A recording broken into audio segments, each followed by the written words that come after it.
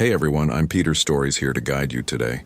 If you use this video to drift off to sleep, please tap like, hit subscribe, and drop a comment telling me where you're watching from and what time it is there. Now settle in, get cozy, and let yourself relax.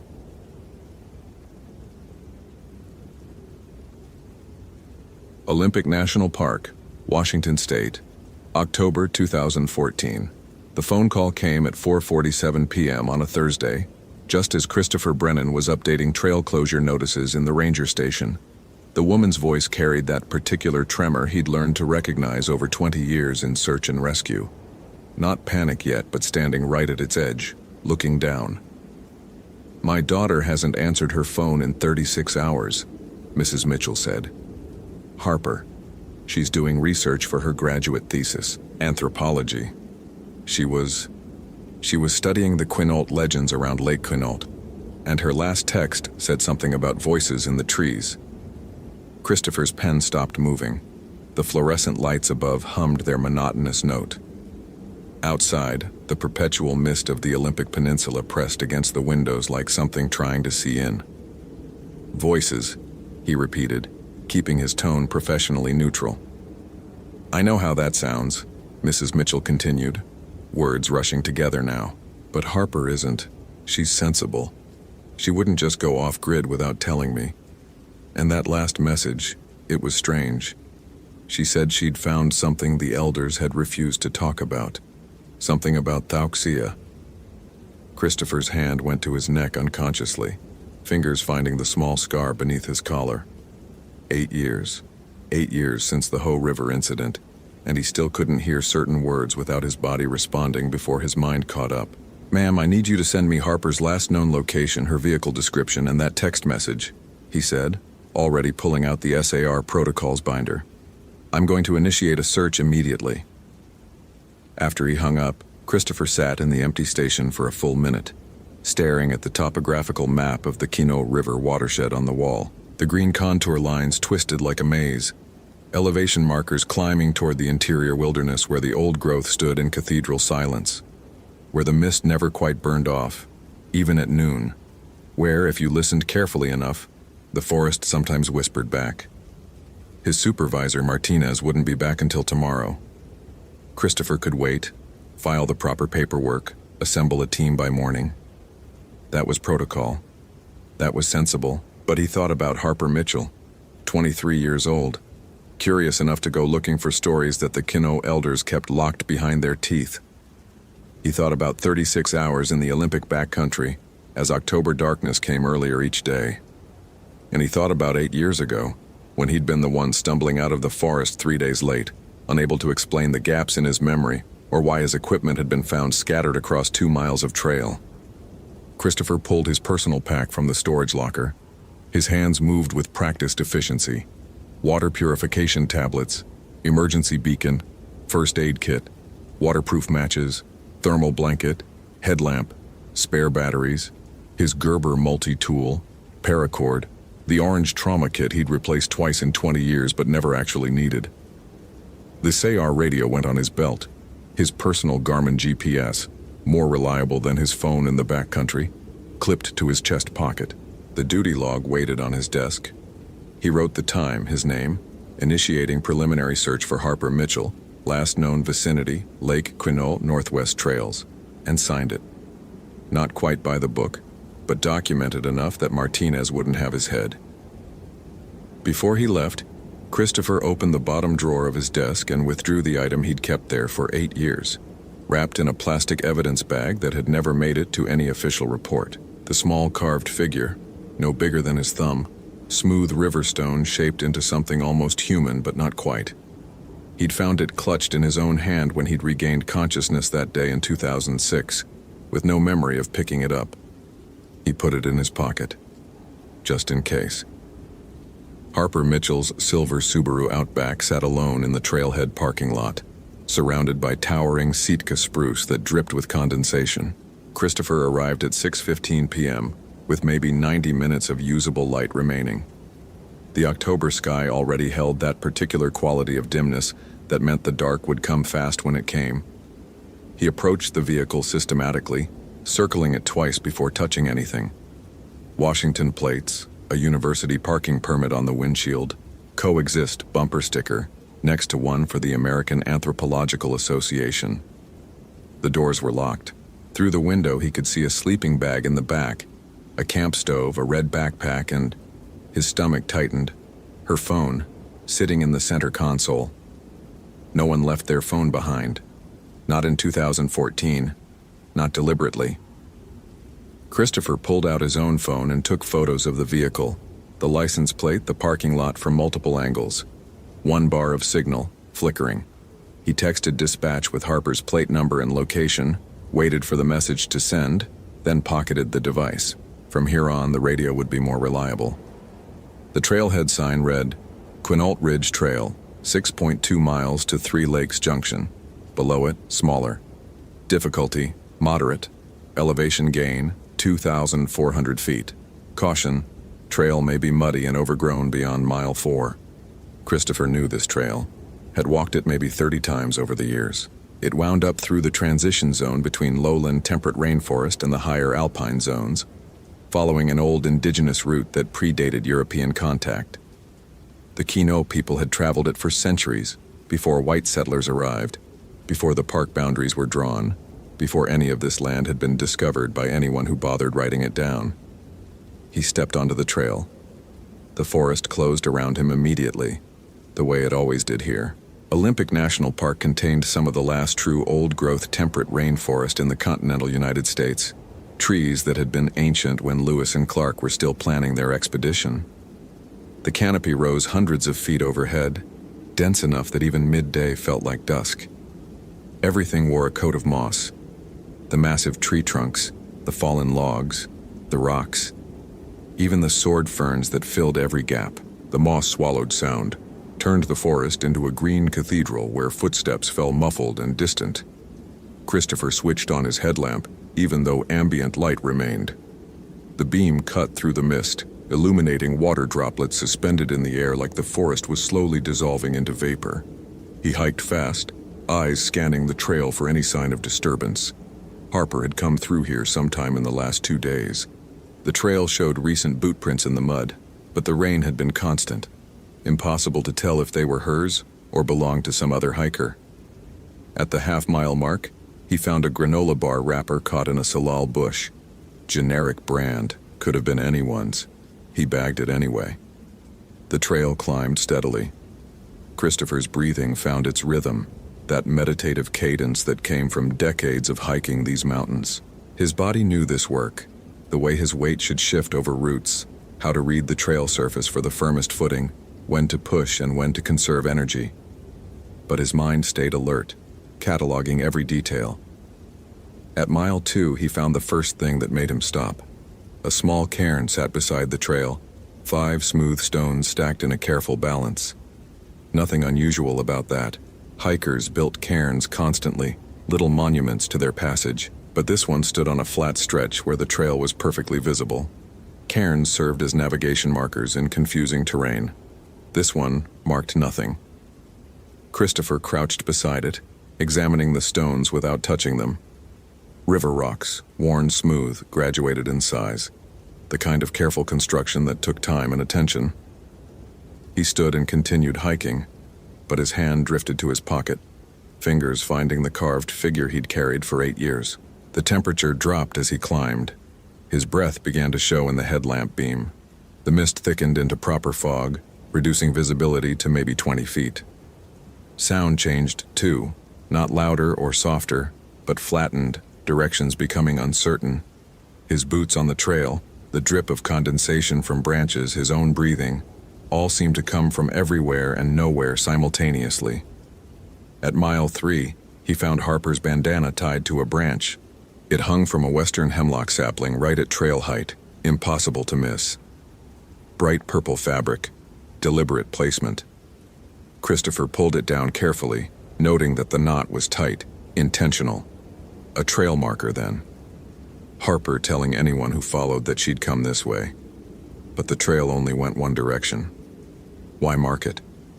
He keyed his radio. Dispatch, this is Brennan, over.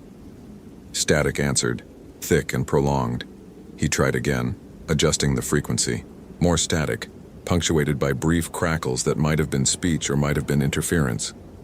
Christopher checked his GPS. The device showed his location accurately, the trail line tracking his movement, but the elevation reading flickered between numbers. 1,147 feet, then 19923, then 1734. He tapped the screen. The numbers steadied at 1,868 feet, which seemed approximately correct for mile 3. He tied the bandana to his pack and kept moving. The fog grew thicker. His headlamp beam barely penetrated 15 feet now, just revealed the trail immediately ahead and turned everything beyond into indistinct gray shapes. The massive trees became pillars disappearing into whiteness. The forest had always felt like a separate world, but now it felt like the only world. Everything else erased. At mile 4, the maintained trail ended. The sign had warned him. Overgrown beyond mile 4. What it hadn't mentioned was that overgrown meant the trail essentially vanished. The clear dirt path he'd been following disintegrated into a maze of fallen logs, ferns, and moss-covered stones. He could see traces of a route, slight depressions in the vegetation, the occasional worn spot on a log where boots had scraped away moss, but nothing definitive. Christopher paused, sweeping his headlamp across the tangle of forest. The GPS showed the trail continuing northeast, climbing toward the ridge that would eventually reach Three Lakes Junction. But Harper had gone somewhere. The bandana proved she'd made it to at least mile 3. Had she continued on the official route, or diverted? He was about to key his radio again when he saw it. Another cairn, this one built on a nurse log 10 feet off the trail. And beyond it, barely visible through the fog, another one. A trail within the trail. Christopher's pulse quickened. He approached the first cairn, examining the stones.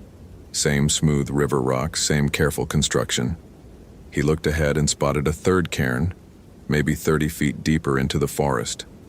Then a fourth, just barely visible at the edge of his light. Harper had marked a route. Not the maintained trail, something else. The carved figure in his pocket seemed to grow heavier. Christopher took a breath, made a decision. He pulled out his personal GPS and marked a waypoint.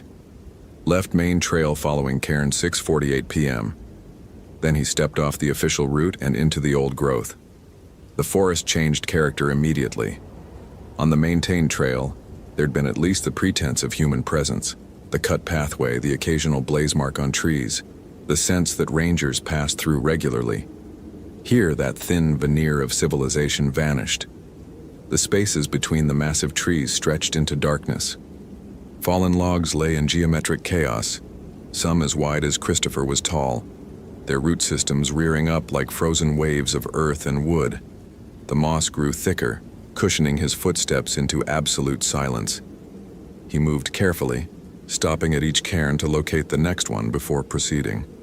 The trail wound between the giants, never straight, following some logic he couldn't quite discern. Sometimes the cairns sat on fallen logs, sometimes on boulders half buried in moss, once on a peculiar flat stone that looked almost deliberately placed. At the 7th cairn, Christopher found Harper's first journal entry. The plastic-wrapped pages had been tucked beneath the top stone, protected from the rain. He unfolded them carefully, his headlamp revealing dense handwriting in blue ink. October 14th, 2014. Day 3. I found it. The elders wouldn't talk about it directly, but Mrs. Kalipa hinted when I asked about the restricted areas, places where the tribe asks hikers to stay away, even though they're technically within park boundaries. She called this place Thamna, where the voices sleep. Said her grandmother warned that curiosity about certain things could wake what should stay dormant. But here's what fascinates me. Every culture has guardian spirit traditions, but the Kino conception of Thauksia is different. It's not benevolent or malevolent. It's both, depending on intention. Protect the sacred by removing threats. But removing here has specific meaning, not death, but transformation. Taking what makes you you, and redistributing it into the forest. I know how that sounds. I'm a scientist, but the consistency across accounts, the way people describe feeling less, after encounters, the documented cases of people found physically unharmed but fundamentally changed. The cairns started appearing 2 days ago. Not by me. Someone else marked this route probably decades ago. The stones have that settled look, moss growing in the crevices. Following them tomorrow. Christopher read the entry twice, then carefully refolded the pages and put them in his pack. His hand went again to his neck, to the scar. 8 years ago, he'd staggered out of the Ho River backcountry, missing 3 days of memory. The search report had concluded acute disorientation, likely due to dehydration and hypothermia. But Christopher remembered fragments, voices that sounded like his daughter calling for help, following them deeper and deeper into the forest until the trail disappeared. And the feeling, persistent even now, that he'd left something behind in those trees. Something he couldn't name but could feel the absence of, like a tooth your tongue keeps finding the gap where it used to be. He continued following the cairns. The 8th one sat at the base of a Sitka spruce so massive its root system created a small cave in the earth. The 9th perched on a boulder covered in what looked like pictographs, faded red ochre marks that might have been ancient or might have been tricks of lichen and shadow. The 10th marked a small clearing where the fog thinned briefly, and Christopher could see actual stars through a gap in the canopy. He checked his GPS. According to the device, he'd traveled 0.7 miles from where he'd left the main trail, but that didn't feel right. It had seemed like more. Time had that elastic quality in the deep forest, especially in fog and darkness, but his internal sense of distance usually stayed reliable. The GPS elevation reading flickered again. 2,234 feet, then 2,007, then 2,189. Christopher frowned, tapping the device. Satellite signal could be spotty under heavy canopy, but he'd never seen it fluctuate this wildly. He checked the time. 7:43 p.m. That seemed wrong too. He'd left his truck at 6:15, spent maybe 10 minutes examining Harper's car, then approximately 90 minutes hiking. Should be closer to 8 hours. He looked at his watch. It read 7:43. Both devices agreed, but the discrepancy nagged at him.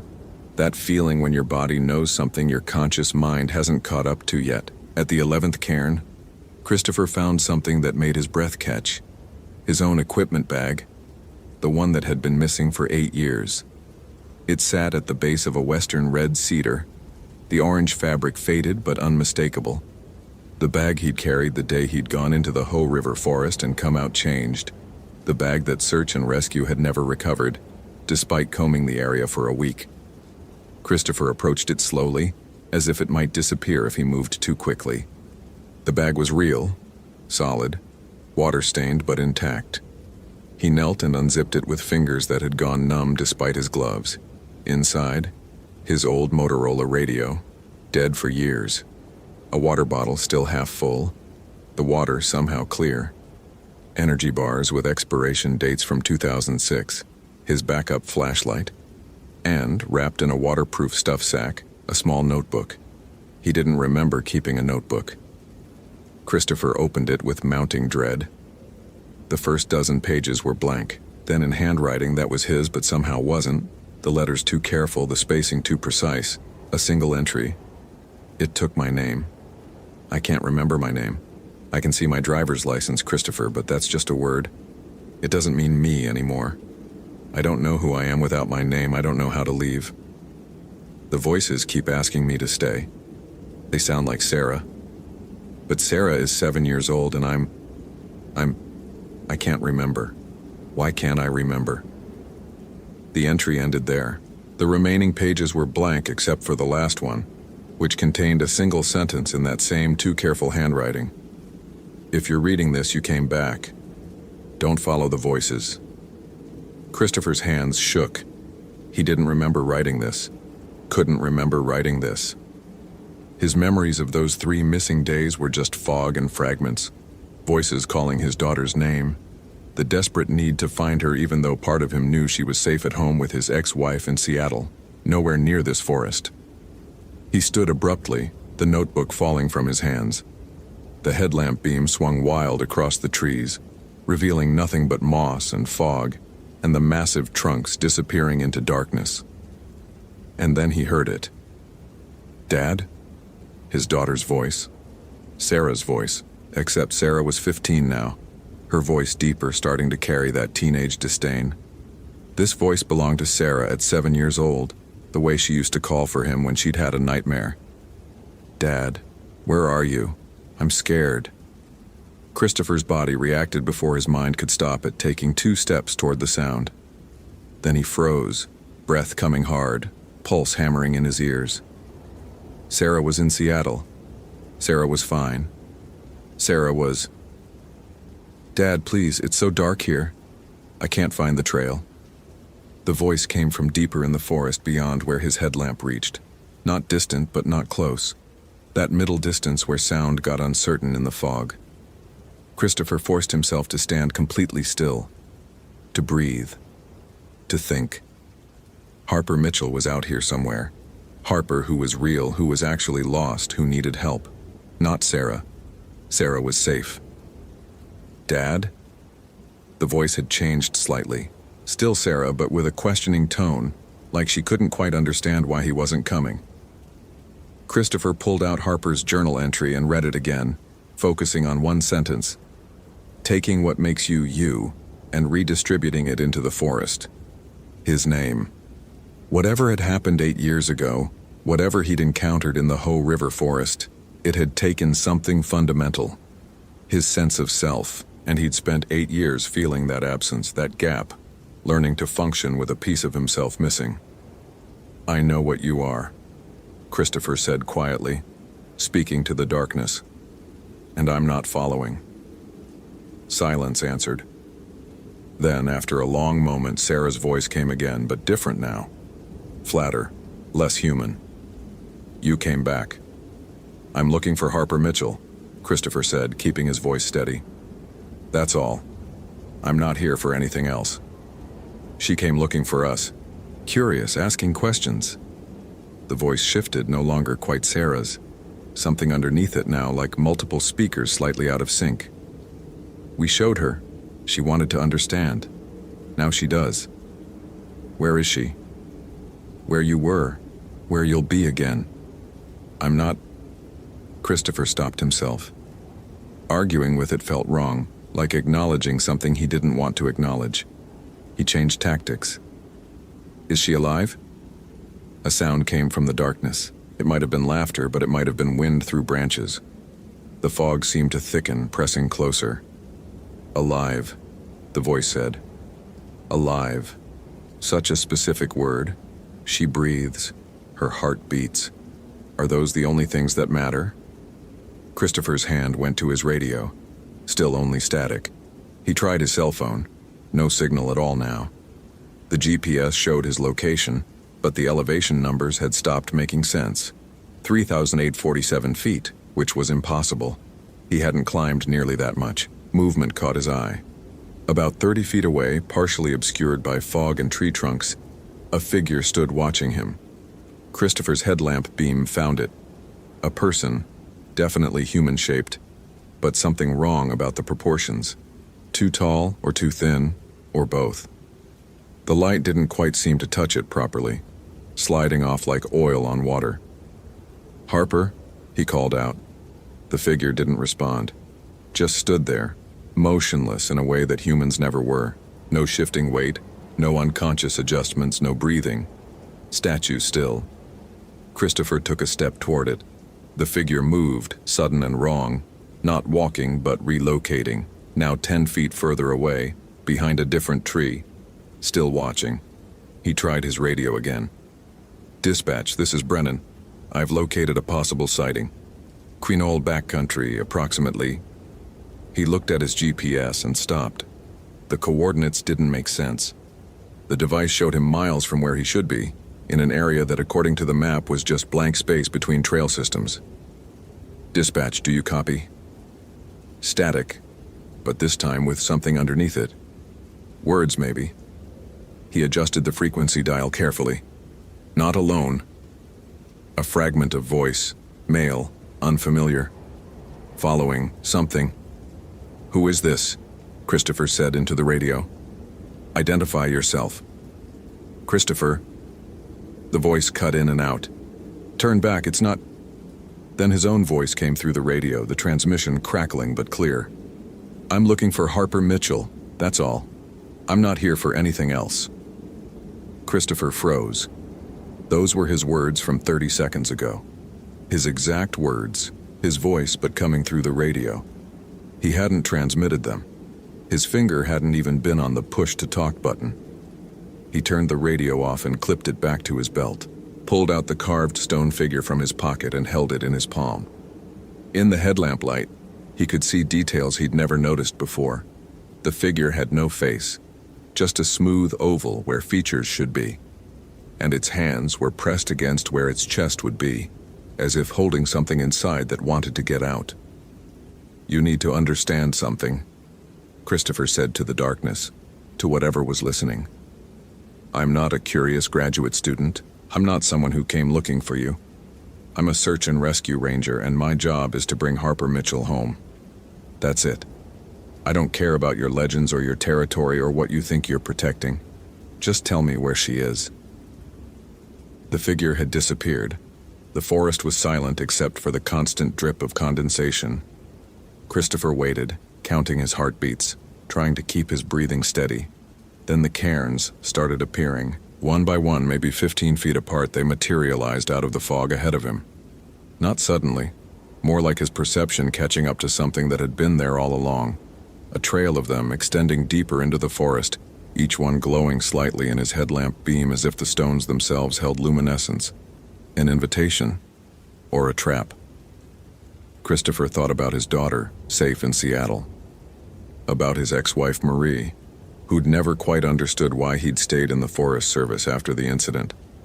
Why he kept coming back to these mountains. About the notebook he'd just found, written in his own hand, that he couldn't remember writing. And he thought about Harper Mitchell, 23 years old, who'd come here asking questions because she wanted to understand something larger than herself, who'd left markers for anyone who might follow, who deserved someone willing to follow. He checked his supplies, water, food, emergency equipment, all present. The carved figure went back in his pocket. The notebook from his old pack he left behind. Whatever he'd written 8 years ago didn't matter anymore. What mattered was moving forward. Christopher marked his GPS position one more time, knowing the coordinates were probably meaningless now. Then he started following the new cairns, deeper into the forest, toward whatever waited at their end. The fog became a living thing. It didn't just obscure vision, it restructured space. Trees that had been to Christopher's left appeared on his right. The ground that had been climbing began descending, then climbing again without him having gone downhill. His compass spun lazily, never settling on north. The GPS screen flickered and went dark, then revived, showing his location somewhere in the middle of Lake Quinault, which was impossible because he could feel solid earth under his boots. Time unraveled worse. His watch read 8:15, then 7:52, then 9:03. He stopped checking after that. The cairns continued their trail, steady markers in the madness. At least those stayed consistent. Christopher clung to that, each pile of stones a confirmation that this was a path, that someone had traveled it before, that there was a destination rather than just endless wandering. At what might have been the 23rd cairn, or might have been the 100th, he found Harper's second journal entry. October 15th, day 4, I think. The cairns don't mark distance, they mark moments of choice. Every time I reach one, I feel the pull to turn back, and every time I choose to continue, something changes. Not the forest, me. I'm becoming less opaque. That's the only way I can describe it, like I'm slowly being diluted. Mrs. Kalapa was right. This isn't about harm, it's about belonging. The forest wants me to be part of it, but you can't be part of something and remain separate. The mathematics are elegant, actually. Every system tends toward equilibrium. You can't introduce a foreign element without that element either transforming the system or being transformed by it. I chose transformation. That's the anthropologist's curse, wanting to understand from the inside. But I'm leaving these notes because I think I was wrong about one thing. I thought I was choosing. I'm starting to suspect the choice was made for me the moment I asked the first question. Thausia doesn't force, it simply reveals the inevitable. Whoever finds this, tell my mom I wasn't scared. Tell her I found what I was looking for. Christopher folded the pages carefully, his hands steadier than they should be. A strange calm had settled over him somewhere in the last however long it had been. Terror required a stable sense of self, and his had been loosening its grip since the moment he'd found his old equipment bag. He understood now what had happened 8 years ago. Why he'd come out of the Ho River forest feeling like he'd lost something essential. Why mirrors sometimes showed him a stranger. Why his own name occasionally sounded like nonsense syllables. Why Sarah at 15 felt simultaneously like his daughter and like a person he'd never met. Thauxia, the voice in the moss, the guardian of the deep places, didn't kill. It absorbed. It took the edges that made you separate from everything else and smoothed them down until you became part of the ecosystem. Another element in the forest's chemistry, and it had been doing so for centuries, maybe longer. All those missing persons cases, all those hikers who'd walked into the Olympic backcountry and never walked out, they were still here in a sense, just not as themselves anymore. The fog parted briefly, and Christopher saw them. People. Dozens of people, standing among the trees like they'd grown there, which perhaps they had. Some were translucent, barely visible. Others looked almost solid but wrong in subtle ways. Clothing from different eras, skin with a greenish tint like moss, eyes that reflected his headlamp beam like an animal's. They watched him pass.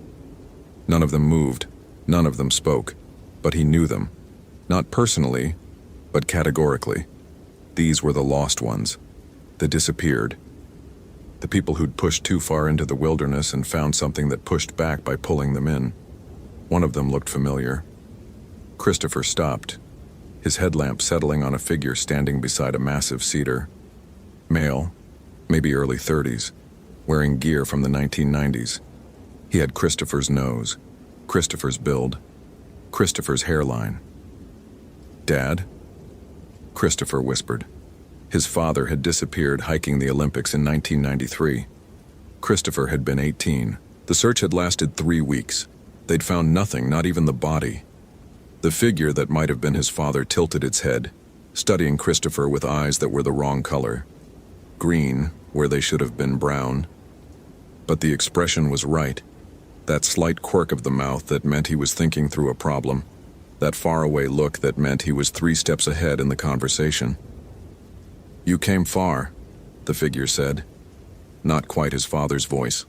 Flatter, but the rhythm was correct. The way he'd always paused between words like he was reading them from some internal script.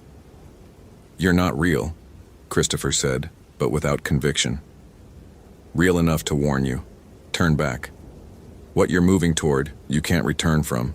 The balance tips I tipped. Couldn't find my way back to being just me. The forest was too loud. Harper Mitchell chose this, just as I did, just as you're doing now." The figure gestured at the trail of cairns extending into the fog. "Every step is a choice, even the one you think you're not making." Christopher's throat tightened.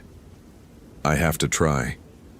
The figure that might have been his father smiled, sad and knowing and already lost. "That's what I told myself, that I had to see what was beyond the next ridge. That understanding was worth the cost. But understanding doesn't live in your head, Christopher. Understanding is giving up the border between you and everything else, and you can't save someone by becoming what they became. Then what do I do? You decide what you're willing to lose. That's the only real choice any of us ever had." The figure stepped backward and simply ceased to be distinct from the tree behind it. Christopher blinked and it was gone. Or had never been there. Or had been there but was now part of the moss and bark and the slow, dark growth of the ancient cedar. Christopher touched his neck scar, closed his eyes, breathed. Then he continued following the cairns. The forest opened into a clearing that shouldn't exist. Perfect circle, maybe 50 feet across, absolutely level ground.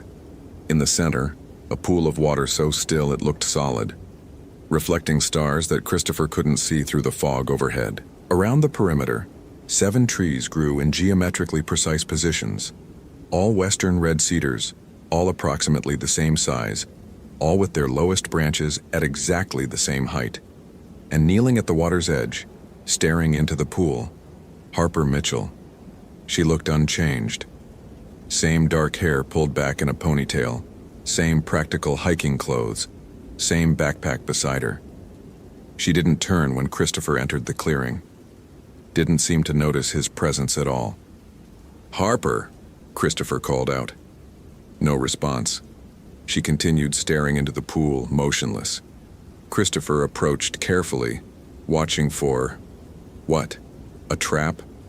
But the clearing felt neutral, absent of menace.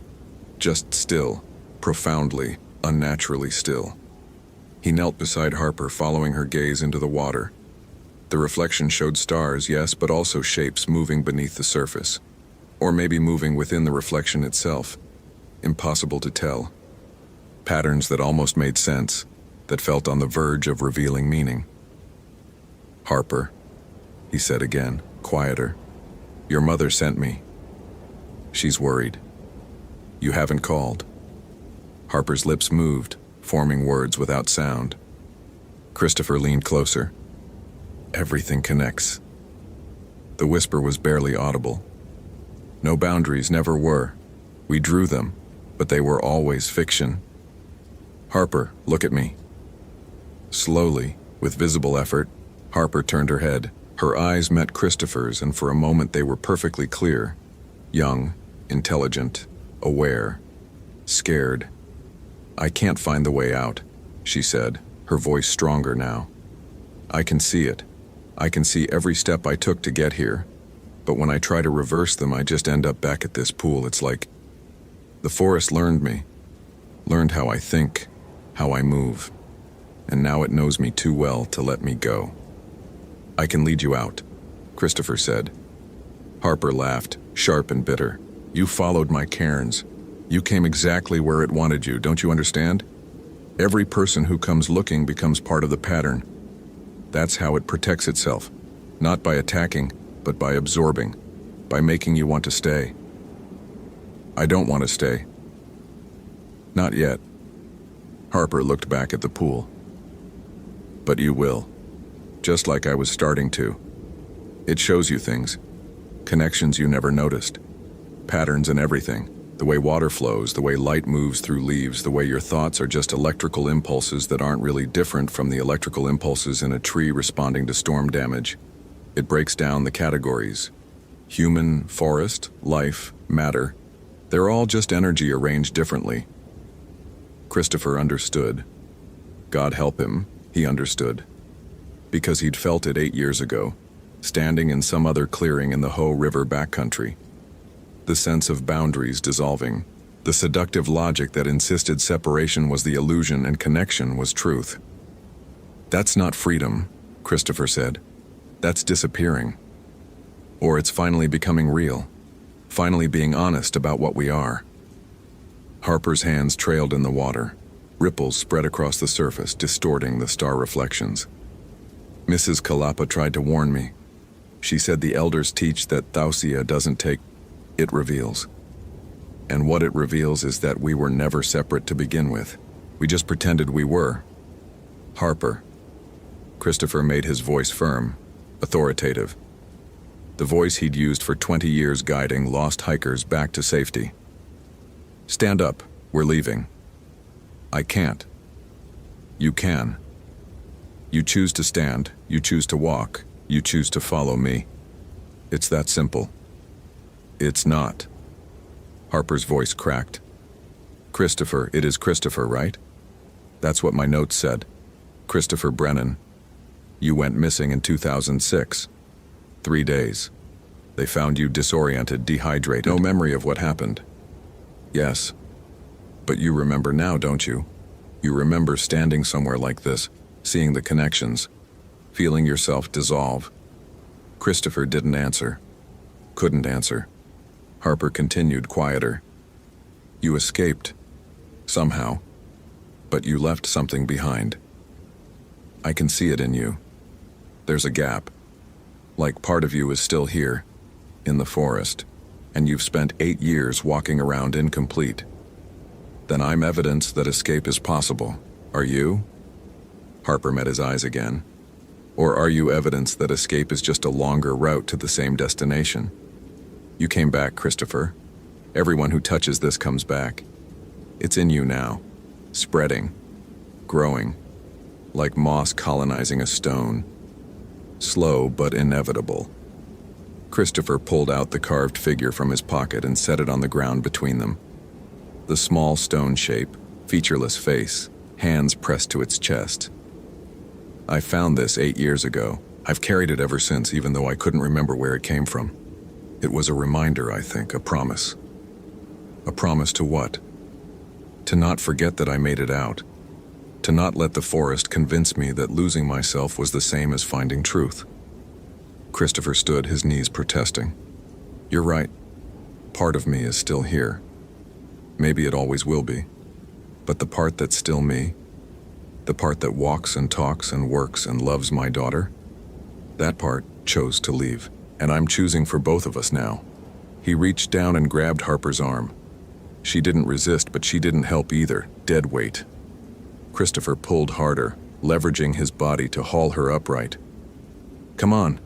Stand. Harper's legs buckled. Christopher caught her, his arm around her waist, her weight against his shoulder. She felt lighter than she should, as if she'd already begun the process of becoming less substantial. I don't know the way, Harper whispered. I do. It was a lie. Christopher had no idea how to leave this clearing.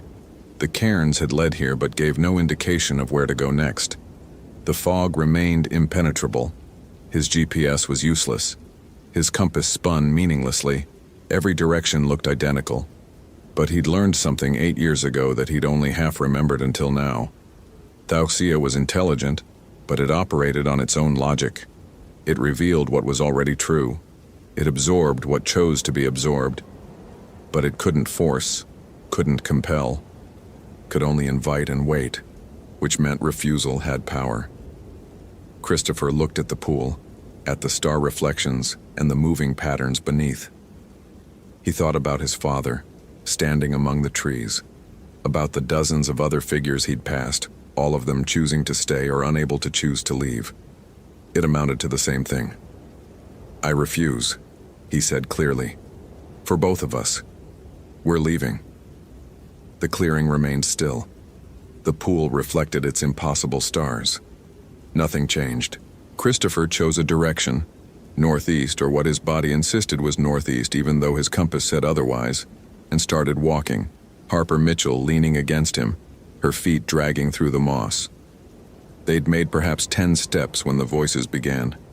All of them. Every missing person, every lost hiker, every curious soul that had touched this place and stayed.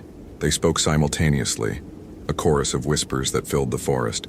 His father's voice, Sarah's voice, voices he didn't recognize, voices that might have been his own.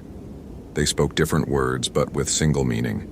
Stay, understand, connect, dissolve, become, stay, stay, stay. Christopher kept walking. Harper's weight increased, as if the forest itself was adding gravity to her, trying to root her to this place. His legs burned. His breath came hard, but he focused on moving forward, on the simple mechanical process of one foot in front of the other. The voices grew louder, more insistent. They overlapped until individual words became meaningless, just a wall of sound that vibrated in his chest cavity, that seemed to shake loose the boundaries between his thoughts and the world outside. Christopher closed his eyes. It helped. Without vision, he had only touch and sound, and the proprioceptive sense of his own body moving through space. He let those guide him, trusting muscle memory and instinct over the sensory chaos that was trying to disorient him. One step, another step. Harper stumbling beside him. Another step.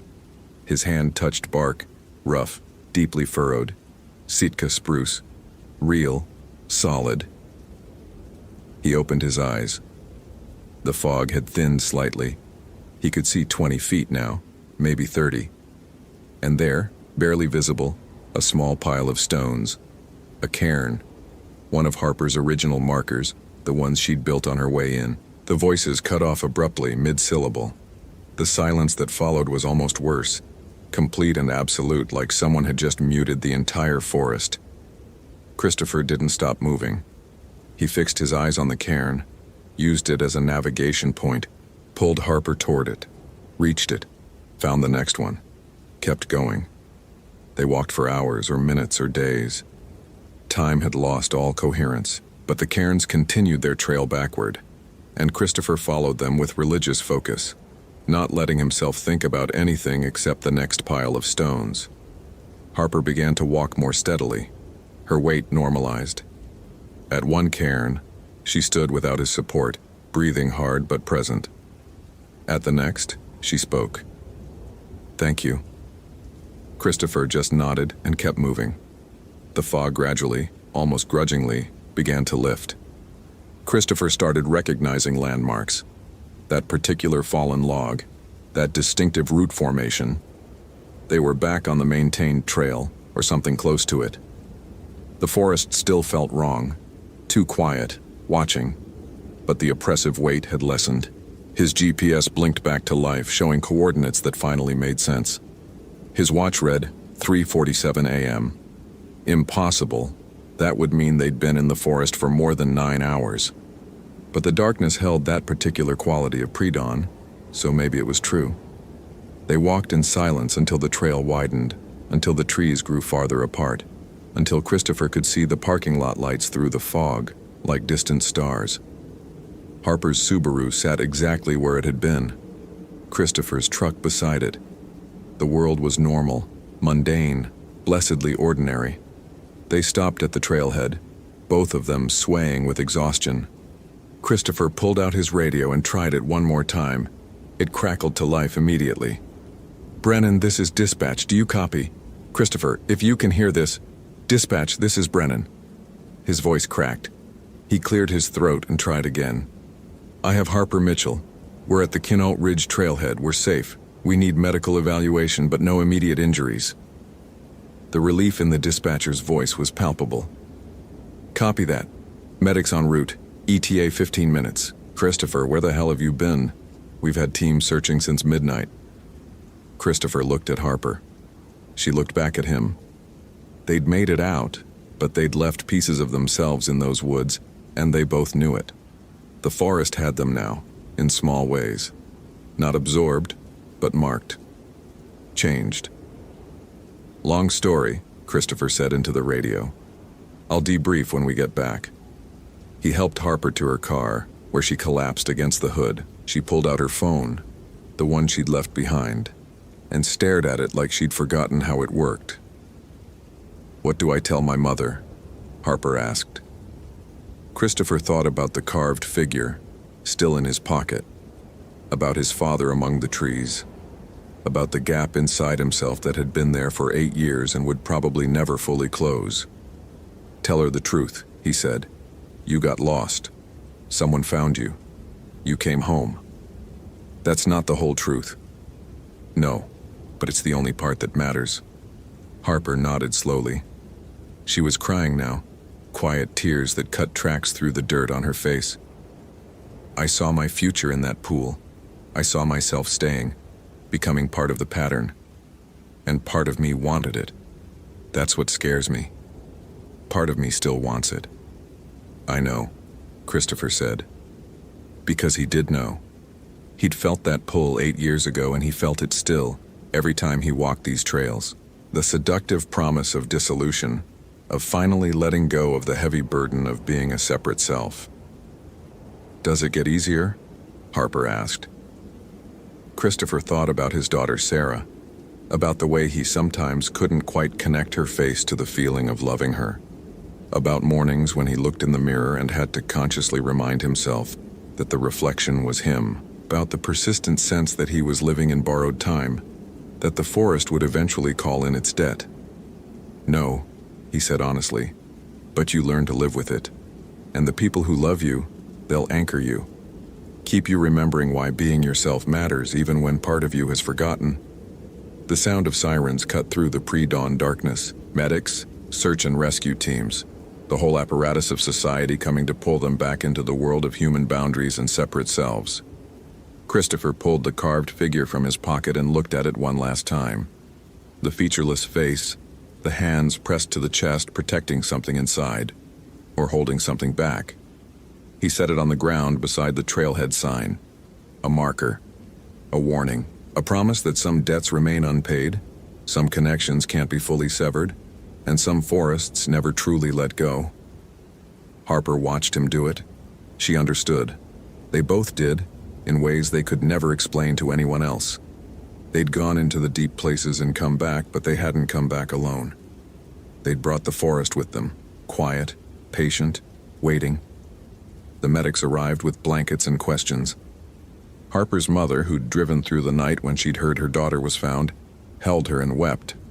Martinez showed up and gave Christopher that look, the one that meant they'd be having a long conversation about protocol and unauthorized searches and going solo into the backcountry. But all of that was later. For now, Christopher stood at the edge of the parking lot, watching dawn slowly burn away the fog. The forest emerged from the retreating mist. Trees and moss and ferns, ordinary and beautiful and entirely natural. Except for the voice, so quiet he almost missed it, barely more than a whisper on the morning breeze. Until next time. Christopher closed his eyes, counted to 10, and opened them again. The forest was just a forest. Trees were just trees. The voice was just wind. He told himself that. He would keep telling himself that. And maybe eventually, it would be true. He got in his truck and drove toward the rising sun, leaving the Olympic National Park behind. But he could feel it watching him go, patient as stone, waiting for the day when he'd stop remembering why he'd chosen to leave. And on that day, the forest would be ready. The end. Thank you for reading. If you enjoyed this supernatural horror story, I'd love to hear your thoughts. What do you think really happened to Christopher during those 3 missing days in 2006? Did Thauxia let Harper go, or is she slowly being pulled back? Share your theories in the comments below. I read everyone and love seeing different interpretations. And if you'd like to see more stories like this, consider following for more atmospheric horror and mystery narratives. What elements worked best for you? The psychological horror, the ambiguous nature of the entity, the emotional stakes? Your feedback helps me craft even better stories.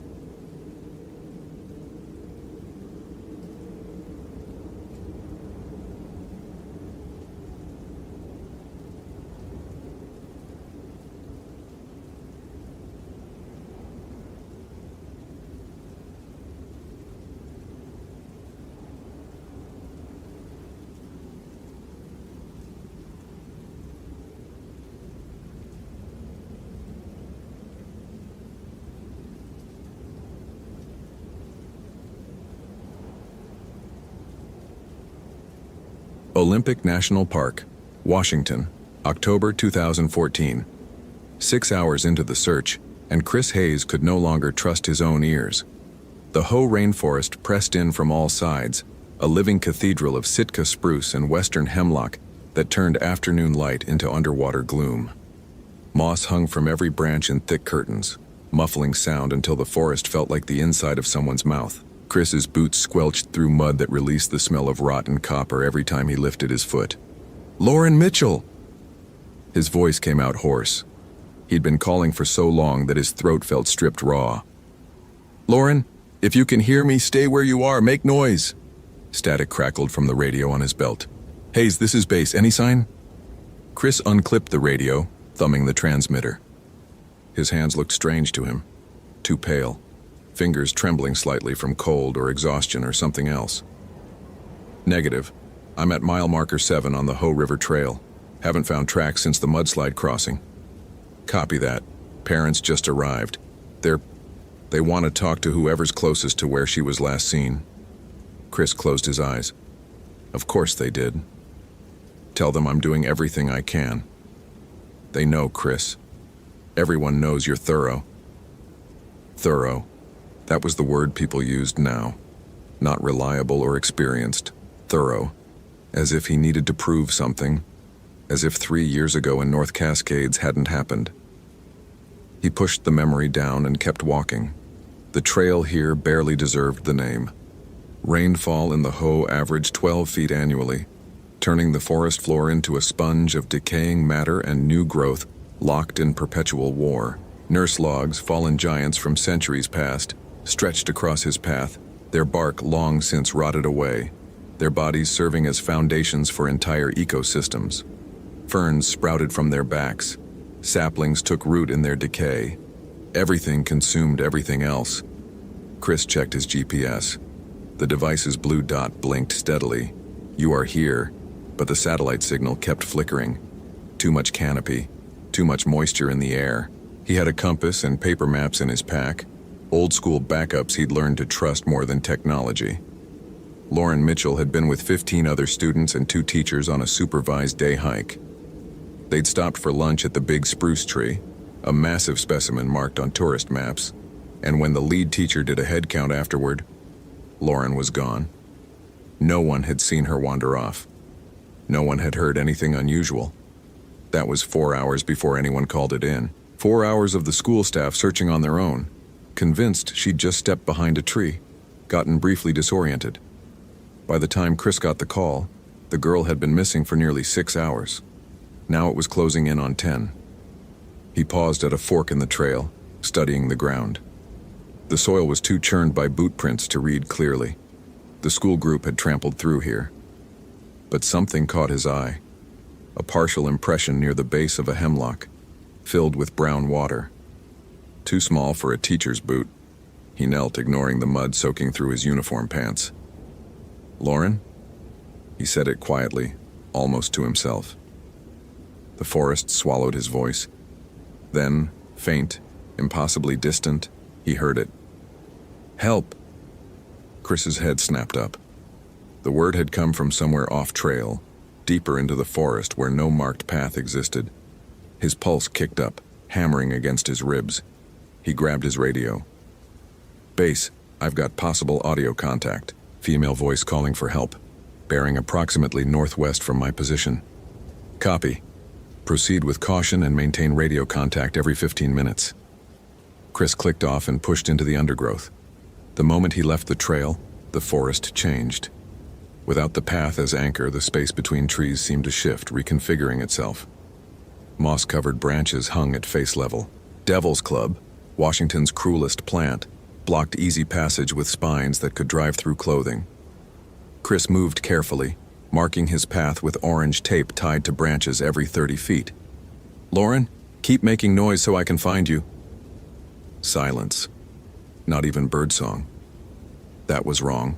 The rainforest should be alive with varied thrushes and winter wrens. But the deeper he went, the quieter everything became.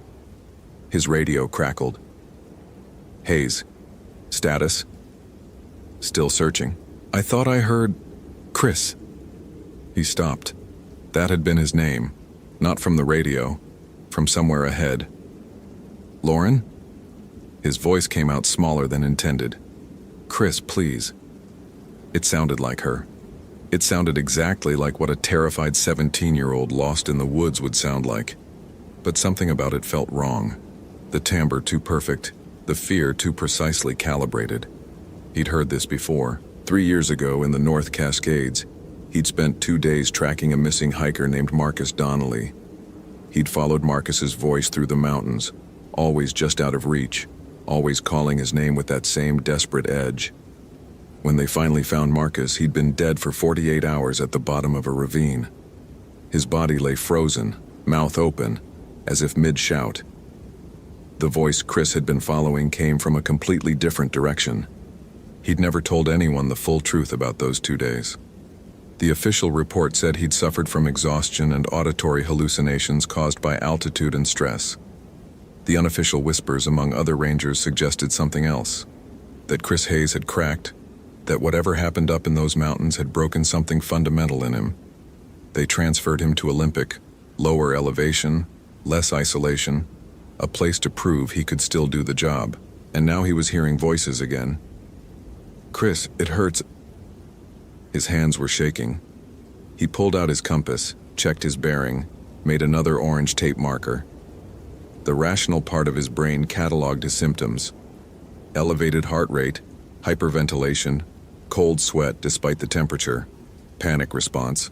Trauma trigger.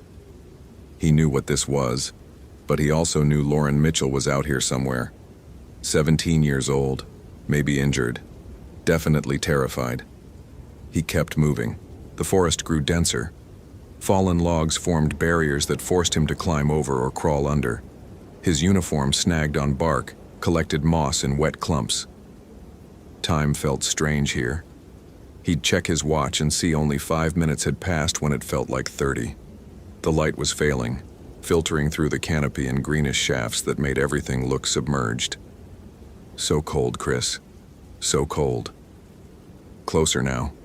Definitely closer. He pushed through a curtain of hanging moss and found himself in a small clearing. In the center stood a nurse log so large it must have fallen centuries ago.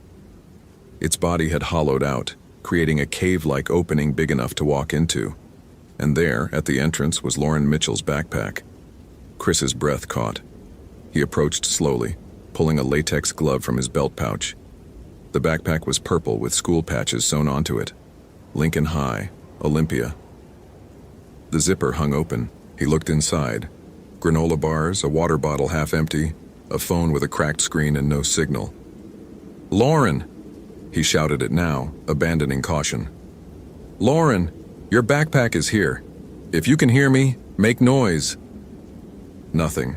He clicked his radio. "Base, I've found the subject's backpack. Coordinates." He rattled off the GPS numbers. "I'm investigating the immediate area. Backup is 40 minutes out, Chris. Don't do anything." "Chris..." The voice came from inside the hollow log. Every instinct screamed at him to wait for backup. Protocol was clear. Never enter a confined space alone. Never pursue without support. But 40 minutes might be too long. If Lauren was injured, hypothermic, trapped inside, he pulled out his flashlight and approached the opening. The hollow extended back into darkness, the wood walls slick with moisture and fungus. The smell hit him immediately, not decay, but something older. Mineral and wet, like stone that had never seen sun. His flashlight beam caught movement deeper inside, shadows that seemed to pull back from the light rather than be revealed by it. "Lauren?" His voice echoed strangely, as if the space inside was much larger than it should be. "I'm scared." He stepped inside. The temperature dropped immediately. His breath came out in visible clouds. The interior walls pressed close. He had to hunch to avoid hitting his head. Water dripped from somewhere ahead, each drop hitting with a sound like a tongue clicking. His flashlight flickered. "No," he muttered, slapping it against his palm. The beam steadied, but weaker now. He moved deeper. The hollow curved, disorienting him. He should be able to see the entrance behind him, but when he looked back, there was only more tunnel. His orange tape markers were nowhere in sight. Panic touched his throat. This was wrong. This was... "Chris." The voice came from directly behind him. He spun. His flashlight beam caught something in the darkness, a shape that might have been a person or might have been shadow. Then it was gone. "Who's there?" His voice cracked. Laughter, soft and wet, like someone trying to laugh through water. "You know who I am. You've always known." The voice wasn't Lauren's anymore. It shifted between registers, male and female, young and old, his voice and others. Each word came from a different direction. "You heard me in the mountains. You followed me then. You're following me now." Chris backed away, his shoulder hitting the tunnel wall. The wood felt too soft, too much like flesh. His radio crackled, harsh static that resolved into screaming, then silence. "This isn't real," he said. The words came out desperate. "You're not real." "Does it matter?" The flashlight died. Complete darkness. The kind that pressed against eyeballs, making them invent shapes and movement where none existed. Chris fumbled for his backup light, fingers numb with cold. Found it, clicked it on. Lauren Mitchell stood 3 feet in front of him. She looked wrong. Her skin was too pale, lips blue-tinged. Her clothes hung wet and heavy, but worst were her eyes.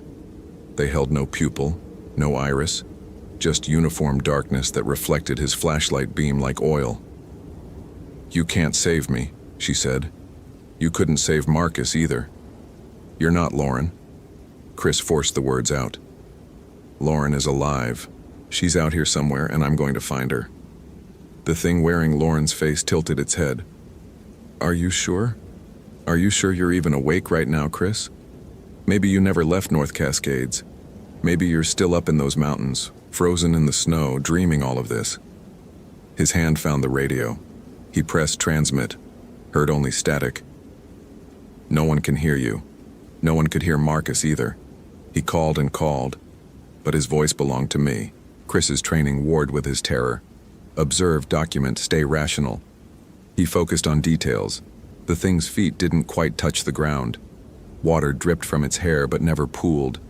Its chest didn't move with breath. Not real, not physical. "What do you want?" he asked. The smile was too wide. "To feed. Your fear is delicious, Chris. Your doubt, your guilt. I've been feasting on it since the mountains. You brought me here. Every time you questioned yourself, every nightmare, every time someone called you thorough, and you heard broken, you fed me." It stepped closer. The temperature dropped further. "Lauren will die out here, just like Marcus, and you'll spend the rest of your life wondering if you could have done more, if you weren't so damaged, if you were still the ranger you used to be."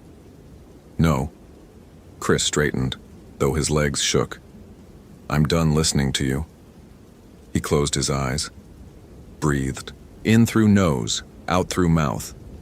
Ground himself in physical sensation, the mud on his boots, the weight of his pack, the ache in his throat from shouting. Real things. Tangible things. When he opened his eyes, the thing was closer, almost touching him. "You can't will me away, Chris. I'm part of you now." "Maybe," he said. "But Lauren isn't." He pushed past it, through it, and the sensation was like walking through spiderwebs. Cold, clingy. Then he was moving, running, one hand on the tunnel wall as guide. His backup light showed the way. Forward, always forward, no looking back. Behind him, voices shouted his name.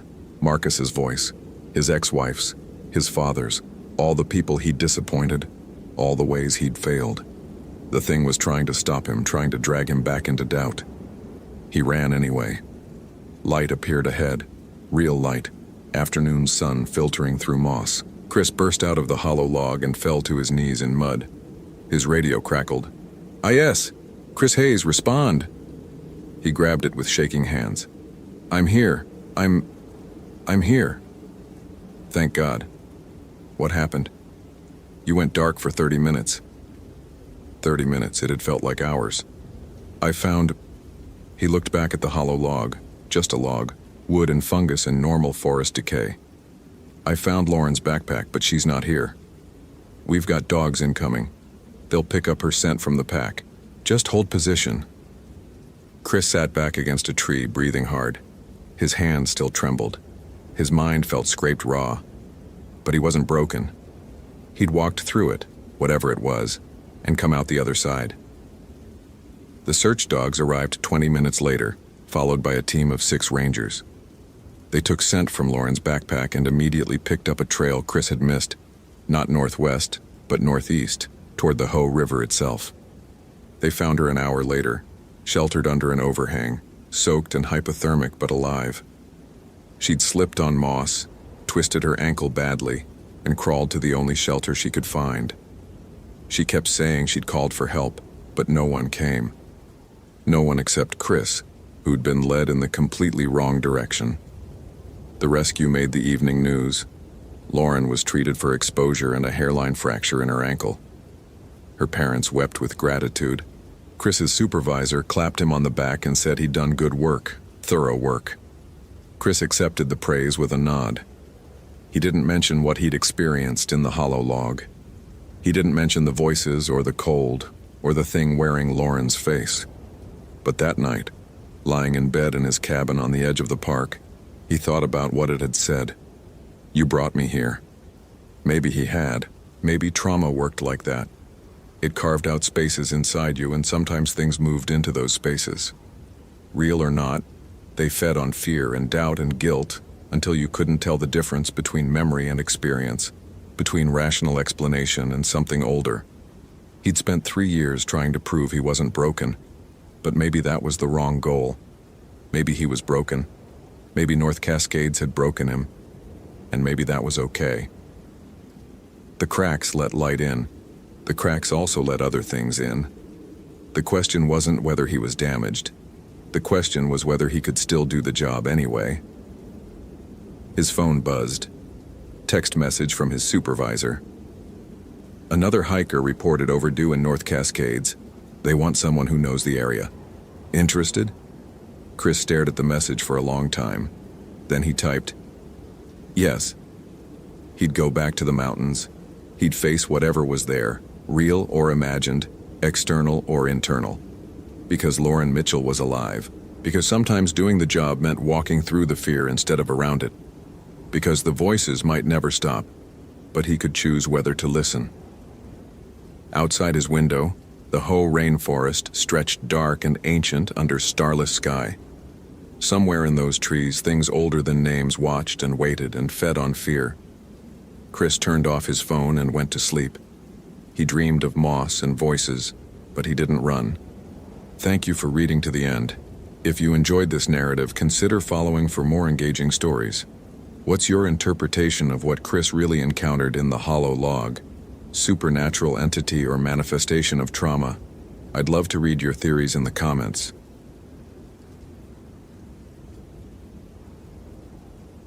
Olympic National Park, Washington State. October 2014. The radio crackled against David Mercer's hip, a burst of static that resolved into Anderson's voice. Mercer, you copy? We're pulling back to base camp. Lights going in 40 minutes. David pressed the transmit button, his thumb leaving a smear of mud across the plastic. Negative. I'm continuing search pattern Delta 7. David. Anderson's tone shifted, the careful modulation of someone talking to a spooked animal. You've been out there 6 hours. Your GPS shows you've covered 12 miles of trail and another 4 off route. Come back. We'll resume at first light with fresh teams. The forest pressed close on all sides, western hemlock and Sitka spruce rising 200 feet into the canopy, their trunks thick with moss that glowed phosphorescent in the dimming light. The Hoh River growled somewhere to his left, swollen with October rain, though he couldn't see it through the undergrowth. Visibility was maybe 30 yards before the mist swallowed everything. Hannah Reeves has been missing 14 hours, David said. Statistical survival window closes at 72. I'm not wasting 12 of those sleeping. Silence on the other end. Then, it's not about the statistics, is it? David didn't answer. He clicked off the radio and kept walking. The trail, if you could still call it that, had degraded into a suggestion, a slightly clearer path through the ferns and devil's club that tore at his uniform pants. His left boot had developed a leak somewhere around mile 8, and his sock squelched with each step. The GPS unit on his belt showed his position as a blinking blue dot against the topographic map. Elevation 872 feet, 1.3 miles northeast of the last confirmed sighting location. Hannah's backpack had been found at mile marker 5. Tour's contents scattered across the trail. Her phone was dead, crushed, the screen spiderwebbed, but the last outgoing audio message still recoverable. Her mother had played it for him that morning, her hands shaking as she held out her own phone. Mom, there's someone on the trail. I thought I was alone, but I keep hearing. It sounds like you. It sounds exactly like you, calling my name, but you're in Tacoma. You can't be here. Mom, I'm scared. The voice knows things. It knows about the argument we had. It's saying the exact words you said, but the mouth. Mom, when I see where the voice is coming from, the mouth isn't moving right. Please call me back. Please. Static. Then nothing. David had seen the mother's face crumple, had watched her fold into herself like paper catching fire. He'd said the right things, used the phrases from the training manual. We're doing everything we can and let's stay positive. And the Olympic wilderness is vast, but we know these trails. What he didn't say, I've heard this before.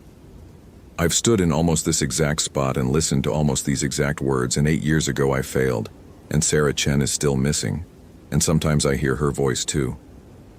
The mist thickened as he pushed deeper into the forest. Temperature was dropping.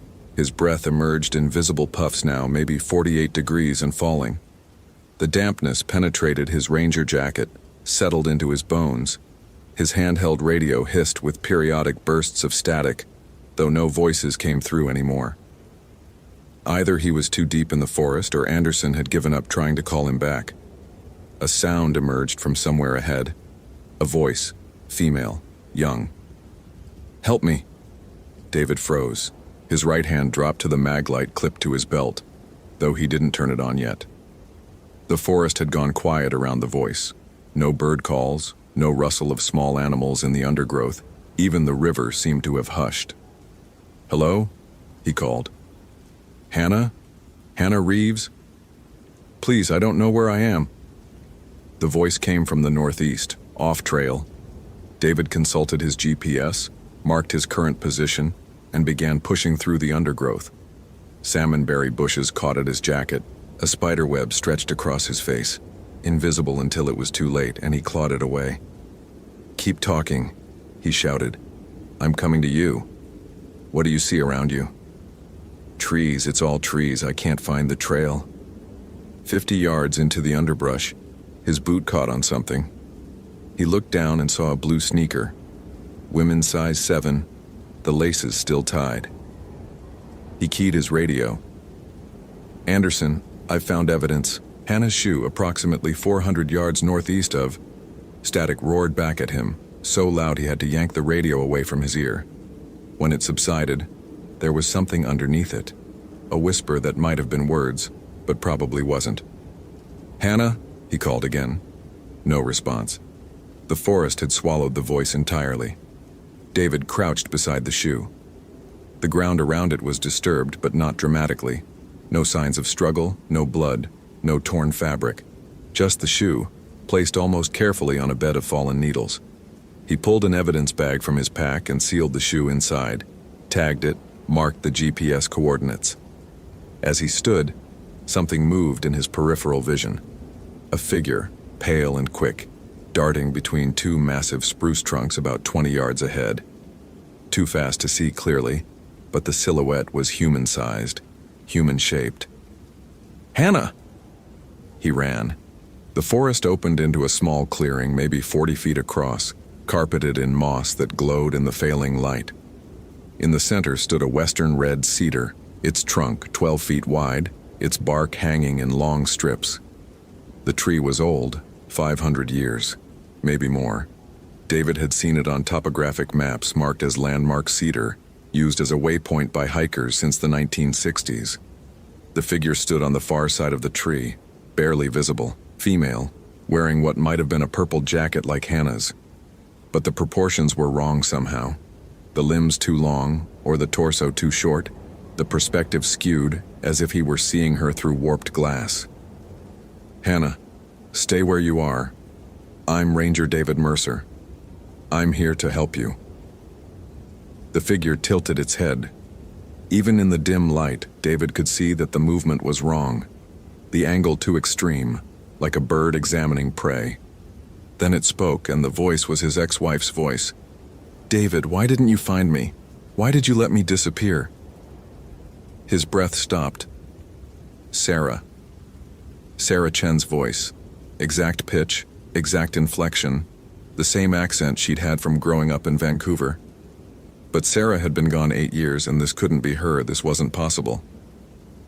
"You're not Sarah," he said, and his voice came out steady, which surprised him. "You promised you'd find me." The figure stepped around the tree, and now David could see it more clearly in the fading light. It wore Sarah's face, or a close approximation. The features slightly smeared like a photograph taken through water. "You searched for 3 days, and then you gave up. You went home. You let them declare me dead." "We searched for 2 weeks," David said. "I personally covered over 100 miles of trail. We used dogs, helicopters, thermal imaging. But you didn't find me." The thing smiled and its mouth opened too wide, split at the corners. "Because you weren't listening, I was calling to you the whole time." David's right hand moved slowly to his belt, fingers closing around the handle of his knife. Not that a knife would help against whatever this was, but the solid weight of it provided an anchor to reality. "Where's Hannah Reeves?" he asked. The Sarah thing laughed, a sound like wind through hollow trees. "She's listening, just like you're about to listen." Then the forest erupted with voices. His mother dead 15 years. "David, sweetheart, come home." His father, "Son, I need your help. I'm lost." Anderson, his supervisor. "Mercer, I'm hurt. I'm off the trail. You need to find me." And underneath them all, hundreds of other voices, a cacophony of the lost and desperate, all calling for help, all perfectly mimicked, all fundamentally wrong. David dropped to his knees and pressed his hands over his ears, but it didn't help. The voices weren't coming from outside. They were inside, resonating in his skull, each one plucking at a different memory, a different fear, a different point of guilt. Through the noise, he heard his own voice, not external, but the rational part of his mind that had kept him alive through 2 tours in Afghanistan and 15 years in search and rescue. "It's not real. It feeds on fear. Don't listen. Find Hannah." He forced his eyes open. The Sarah thing had moved closer, was now only 10 feet away.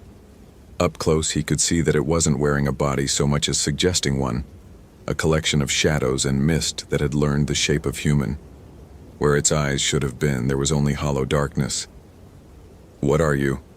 David asked. "I'm what happens when people get lost," it said. And now it spoke with Hannah's voice, young and terrified. "I'm the voice that leads them deeper. I'm the hope that keeps them walking until they can't walk anymore. I'm the last thing they hear before they stop hearing anything at all."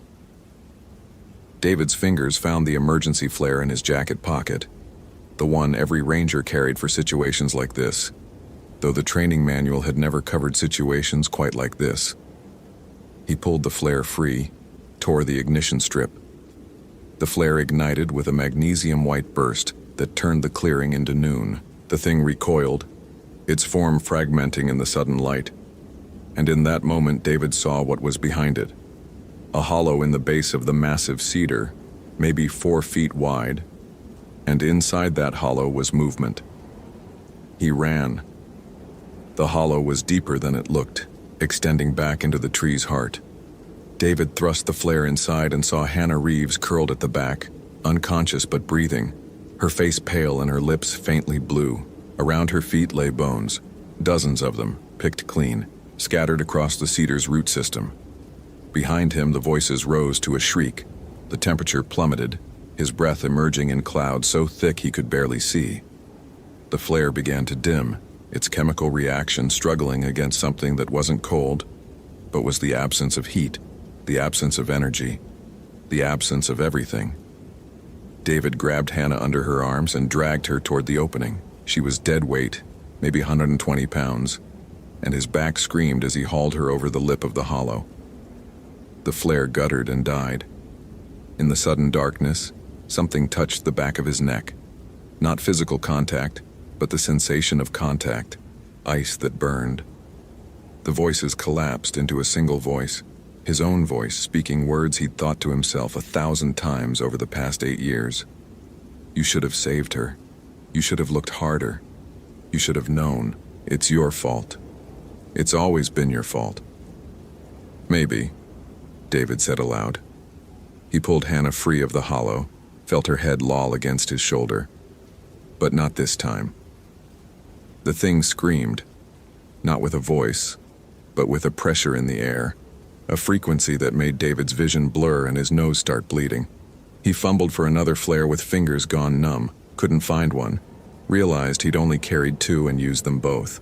Then his radio erupted with actual voices, crackling with distance but human, blessedly human. "Anyone on this channel? We've got lights approximately half a click from Landmark Cedar, multiple teams converging." Flashlight beams cut through the forest, accompanied by shouts. The thing retreated into the shadows, its form dissolving like smoke. But before it vanished entirely, David heard Sarah's voice one more time. "I was never here, David. But you always knew that, didn't you?" Then it was gone, and there were only the flashlights, the voices of his colleagues, the solid reality of Hannah Reeves breathing shallow but steady in his arms.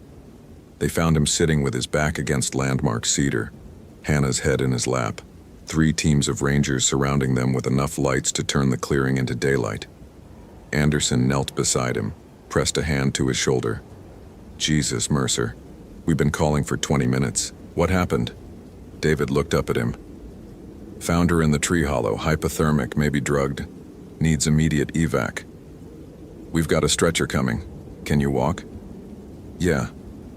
But he didn't move. He sat there as the EMTs arrived, as they checked Hannah's vitals and loaded her onto the stretcher, as they administered oxygen and warming packs. He sat there as Anderson gave orders and coordinated the evac route. He sat there as the teams began filing out, their lights bobbing through the forest like fireflies. Finally, Anderson crouched in front of him. "David, the hollow. There were bones." "I saw. Forensics is on the way, but they're old. Years old. Maybe decades." Anderson paused. "They'll need to be identified. Could be multiple victims. Could be Sarah." David finished. He pushed himself to his feet, every muscle protesting. "I know." They walked back together in silence, following the marked trail that the teams had flagged. Around them, the forest seemed different now, still vast, still wild, but no longer hostile. Just trees, just undergrowth, just the endless patient cycle of growth and decay. When they reached base camp, Hannah Reeves was already loaded in the helicopter, its rotors whirring. Her mother stood beside it, crying, pressing her hands against the window. She saw David and broke away, ran to him, threw her arms around him. "Thank you," she sobbed. "Thank you, thank you, thank you." David patted her back awkwardly. "She's strong. She'll make it." The paramedic said she kept saying things, kept talking about voices. The mother pulled back, her face streaked with tears and hope. "Did you hear them too?" David looked at her for a long moment. Then he lied. "No. Just her. I heard her calling for help." The mother nodded, accepting this, needing this. She climbed into the helicopter and it lifted off, lights blinking red against the darkness, carrying Hannah away to safety and warmth and eventual recovery. Anderson appeared at David's elbow. "You should get checked out too. Possible hypothermia, definitely exhaustion." "I'm fine." "David, I'm fine." He turned to face his supervisor. "But I need to be here when they excavate the hollow. When they identify the remains." Anderson studied him in the generator lights, understanding crossing his face. "Sarah? Maybe. And if it's not her?" David didn't answer, because the truth was he'd known for 8 years that Sarah was dead. Had known it the moment she disappeared, the moment he'd found her backpack sitting neat and undisturbed beside the trail, just like Hannah's had been. Had known it in the way the forest felt wrong that day, in the voices he'd heard calling his name, in the cold that wasn't quite cold. He'd known, and he'd pushed the knowledge down, buried it under protocols and search patterns and the comfortable lie of rational explanations. Because acknowledging what was really out there, what lived in the deep places, what fed on the lost and the lonely, what wore the faces of the dead, meant acknowledging that some people couldn't be saved, that some cases couldn't be closed, that sometimes the forest simply took what it wanted and gave nothing back. But Hannah had come back. That was something. That was enough. "Get some rest," Anderson said finally. "That's an order." David nodded, but as he walked to his truck, as he drove the winding road back toward civilization, as the forest fell away behind him, he couldn't stop seeing that hollow in the cedar's heart. Couldn't stop counting the bones. Couldn't stop hearing all those voices, calling out in the darkness, perfectly mimicked, fundamentally wrong, and somewhere in the back of his mind, in the place where the voices still echoed, he heard Sarah one more time. "Thank you for finding her, David." even if you couldn't find me." 3 weeks later, DNA analysis confirmed that one of the skeletal remains recovered from Landmark Cedar belonged to Sarah Chen, missing since October 2006. The other bones were still being processed. Early estimates suggested at least 7 other individuals, dating back as far as the 1970s. Hannah Reeves made a full recovery. She never spoke publicly about what happened in the forest, though she told her therapist she couldn't remember anything after leaving the trail. The last thing she recalled was her mother's voice, calling her deeper into the trees. David Mercer continued working as a ranger at Olympic National Park. He requested permanent assignment to the Hoh River Trail sector and spent his days maintaining the paths, marking the safe routes, warning hikers about the dangers of wandering off trail. On quiet mornings, when the mist hung heavy between the trees and the forest held its breath, he sometimes heard voices calling his name. But he'd learned to distinguish between what was real and what was not, between the living and the echoes they left behind. And every time he walked past Landmark Cedar, he paused for just a moment listening, just in case someone was actually calling for help. Thank you for reading all the way to the end. If you enjoyed this narrative, I'd love to hear your thoughts. What's your interpretation of what really happened at Landmark Cedar? Was it truly supernatural, or had David's trauma manifested into something more? I'd be fascinated to read your theories.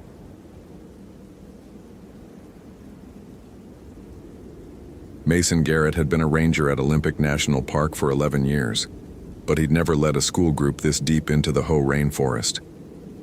The 5th graders from Port Angeles Elementary moved in an uneven line behind him, their voices bright against the cathedral silence of the old-growth canopy.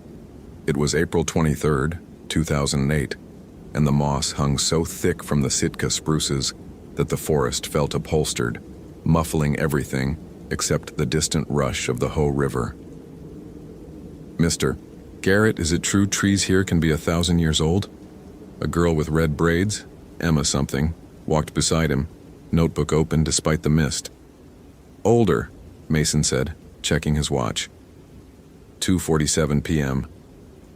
They'd been on the trail for 90 minutes, and his daughter Lily's soccer game started at 6. He'd promised to be there. Some of these cedars were saplings when Vikings landed in North America. His radio crackled. He recognized the voice of Tom Brewster, the volunteer coordinator back at the visitor center. "Ranger Garrett, we've got weather moving in faster than forecasted, fronts pushing hard from the Pacific." Mason glanced up. The canopy was so dense he couldn't see the sky, but the air had that compressed quality that came before storms in the rainforest, pressure building like water behind a dam. "Copy that. We're at mile marker 4 on the Hoh River Trail, turning back now." "Mr. Davis?" One of the kids, Brandon, the class clown who'd been pretending to be eaten by banana slugs, pointed ahead. "Can we see the big tree? The one on the map?"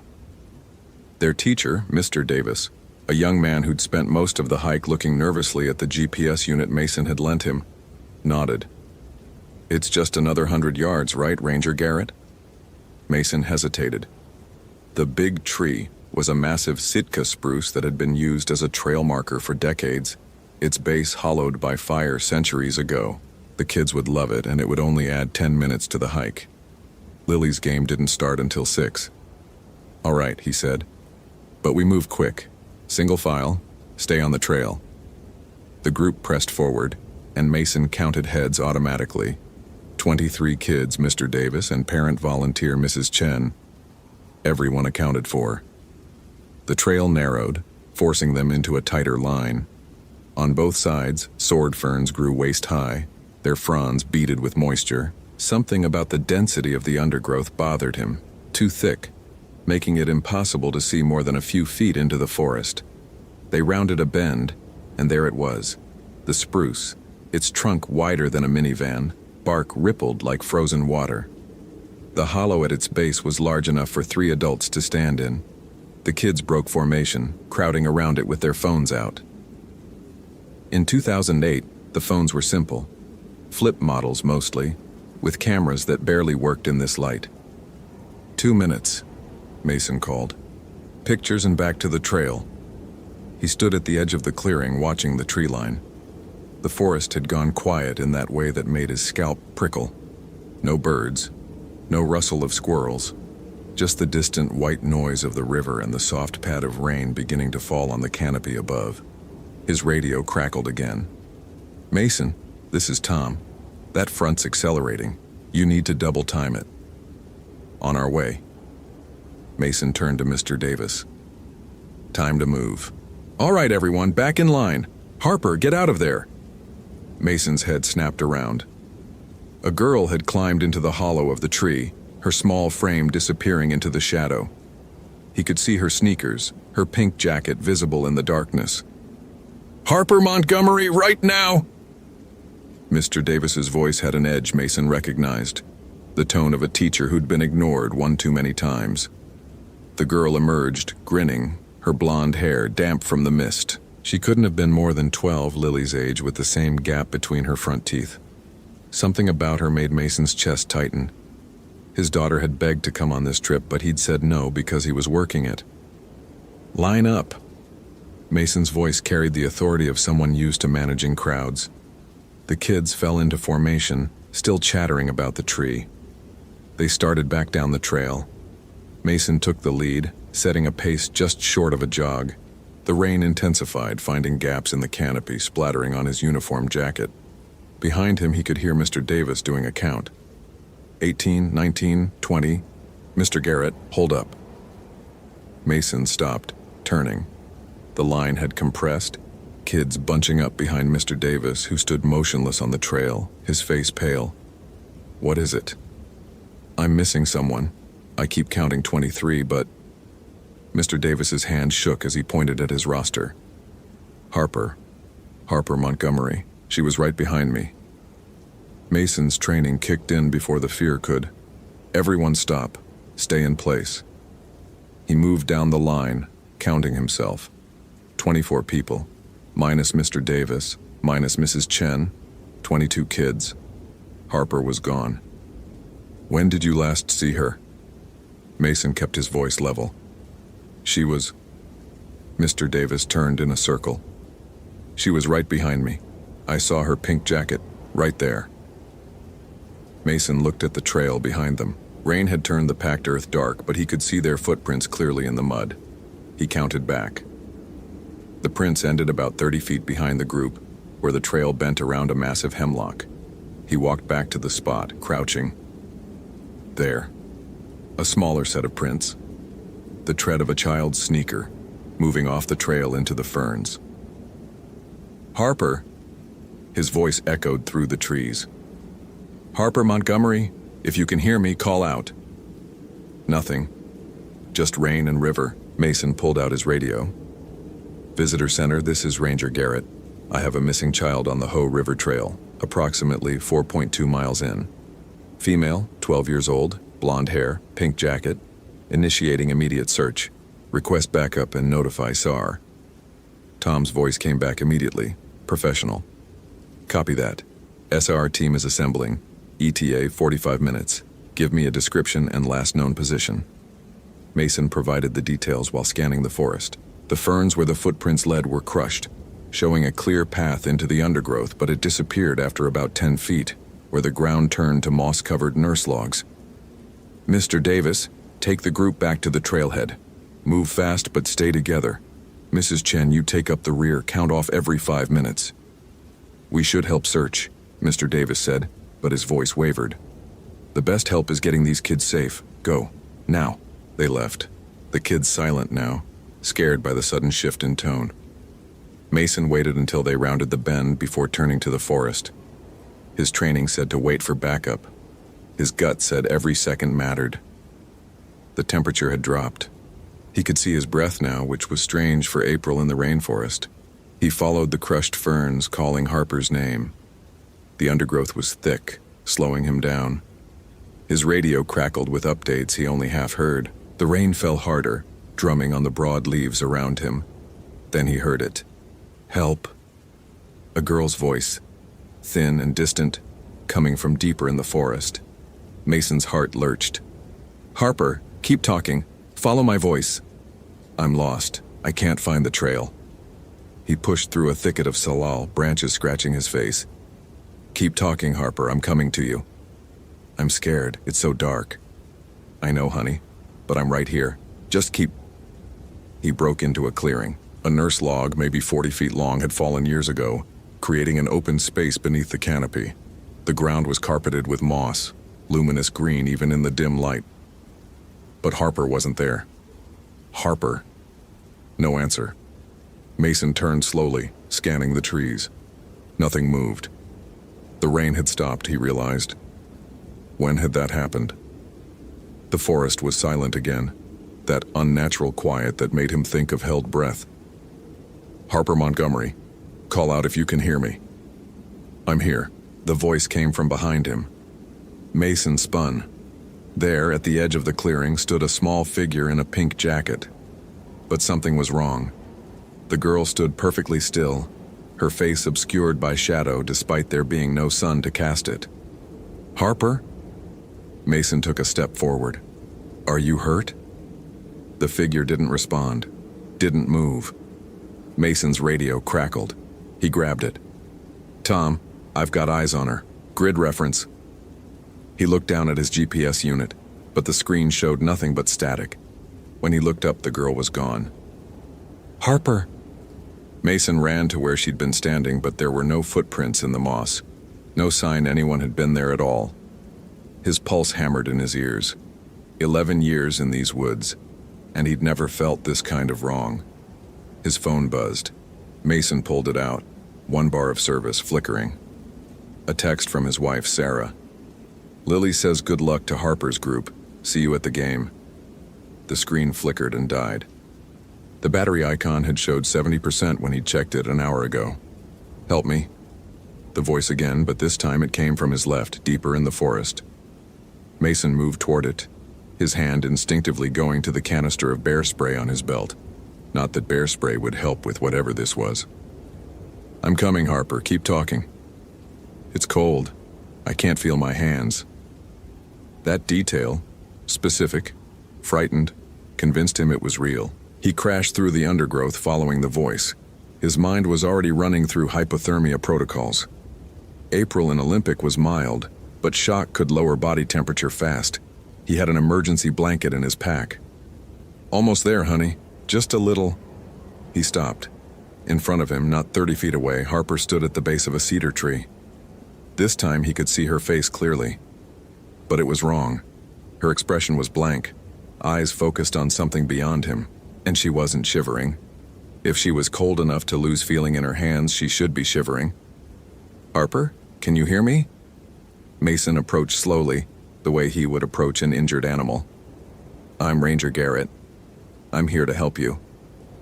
The girl's head tilted, the movement too smooth, too precise. When she spoke, her voice had a layered quality, like multiple people speaking slightly out of sync.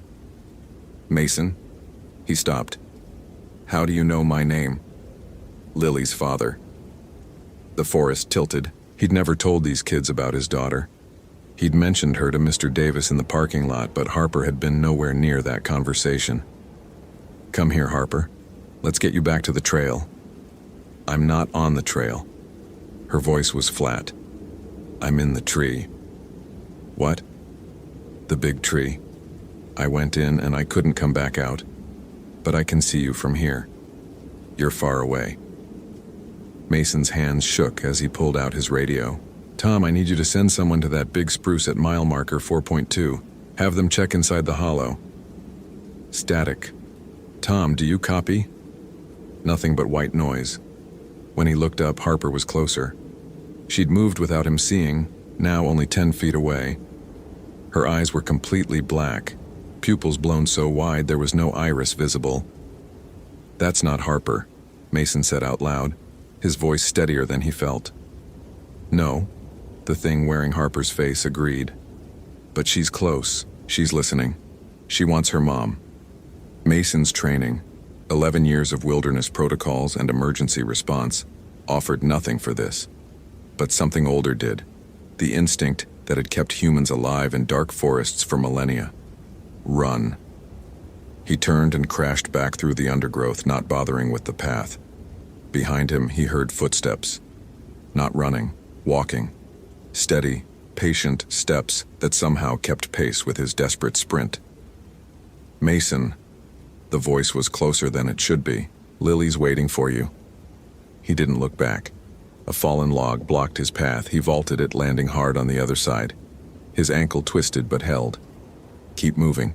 Get back to the trail. Get help. You promised her." 6 o'clock game. Coach Bennett's team. How did it know that? How did it? Mason burst through a wall of salal and stumbled onto the trail. He recognized this spot, the bench carved from a cedar stump, the interpretive sign about nurse logs. He was half a mile from the big tree, but heading the wrong direction, deeper into the forest. His radio crackled. This time the voice was clear. "Et, do you copy? Mason?" "Tom." Mason grabbed the radio. "I need backup at mile marker 5. I don't have the girl, but there's something." "Mason, SAR is at the big tree. They found her." The world stopped. "What?" "Harper Montgomery. She's alive. Disoriented but alive. She was inside the hollow of that spruce. Says she couldn't find her way out, kept seeing the forest but couldn't reach it. Medics are checking her now." Mason looked back at the forest behind him. Nothing moved in the ferns. No pink jacket. No figure with black eyes. "Mason, where are you?" He looked at the trail marker. Mile 5.3. He'd run the wrong way. I'm coming back. Give me 20 minutes." The hike back should have been straightforward. Mason knew these trails better than his own neighborhood. But twice he found himself at the same fallen cedar, even though he'd only passed it once. The third time he checked his watch, it read 2:47 p.m., the same time they'd left for the big tree. He stopped walking. His hands were shaking now, not from cold, but from something else. How long had he been searching? It felt like hours, but if his watch was right. "Mason, you're going in circles." He spun. There, sitting on a nurse log 20 feet from the trail, was Harper. The real Harper this time. He could tell by her eyes, brown and terrified, and the way she hugged herself against the cold. "Harper." He took a careful step toward her. "Are you hurt?" "I don't know where I am." Her voice cracked. "I tried to follow you, but the forest kept changing. And there's something else here. Something that sounds like my mom." Mason's radio squawked. Tom's voice. "Mason, Harper is secure. We're heading back to the visitor center. Where are you?" Mason and the girl on the log stared at each other. "Harper," Mason said slowly. "What's your mom's name?" Jennifer Montgomery." Into the radio. "Tom, what's Harper's mother's name?" A pause. "Jennifer." "Why?" "Mason, what's going on?" The girl on the log started crying, real tears running down her face. "Please, I just want to go home. My mom's going to be so worried." Mason had to choose. Either the girl the SAR team had was the real Harper, or this one was. One was a child who needed his help. One was something else. His phone buzzed, one bar of service flickering in and out. A voicemail from Sarah, time-stamped 20 minutes ago. "Mason, call me. Lily's asking about the missing girl. It's all over the news. They said they found her, but Lily's crying, saying something's wrong. She says Harper called her phone, but it wasn't Harper's voice. The message cut off.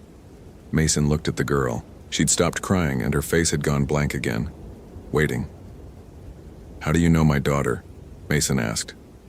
"I don't." "You just said her name." "No, I didn't." But she had. Mason was sure of it. Or had she? The memory felt slippery, like trying to hold water. His radio. "Mason, we need you at the trailhead. Harper's parents are here." The girl stood up from the log.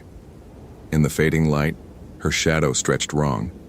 Too long, too sharp, extending toward him like a reaching hand. "I want my mom," she said, and her voice fractured into that layered quality again. "I want my mom. I want my mom." I want... Mason ran. This time he didn't stop until he burst out of the tree line into the parking lot. The SAR truck was there, lights flashing. Tom ran toward him. Jesus, Mason, we've been calling you for 30 minutes. You okay? Harper. Mason bent over, hands on his knees, trying to catch his breath. The girl you found. Where is she? In the ambulance. Parents are with her. She's going to be fine. Little hypothermic, but... Mason ran to the ambulance. Through the open doors, he could see a girl wrapped in blankets. A woman hugging her. Jennifer Montgomery, probably. The girl looked up as he approached. Brown eyes. Gap between her teeth.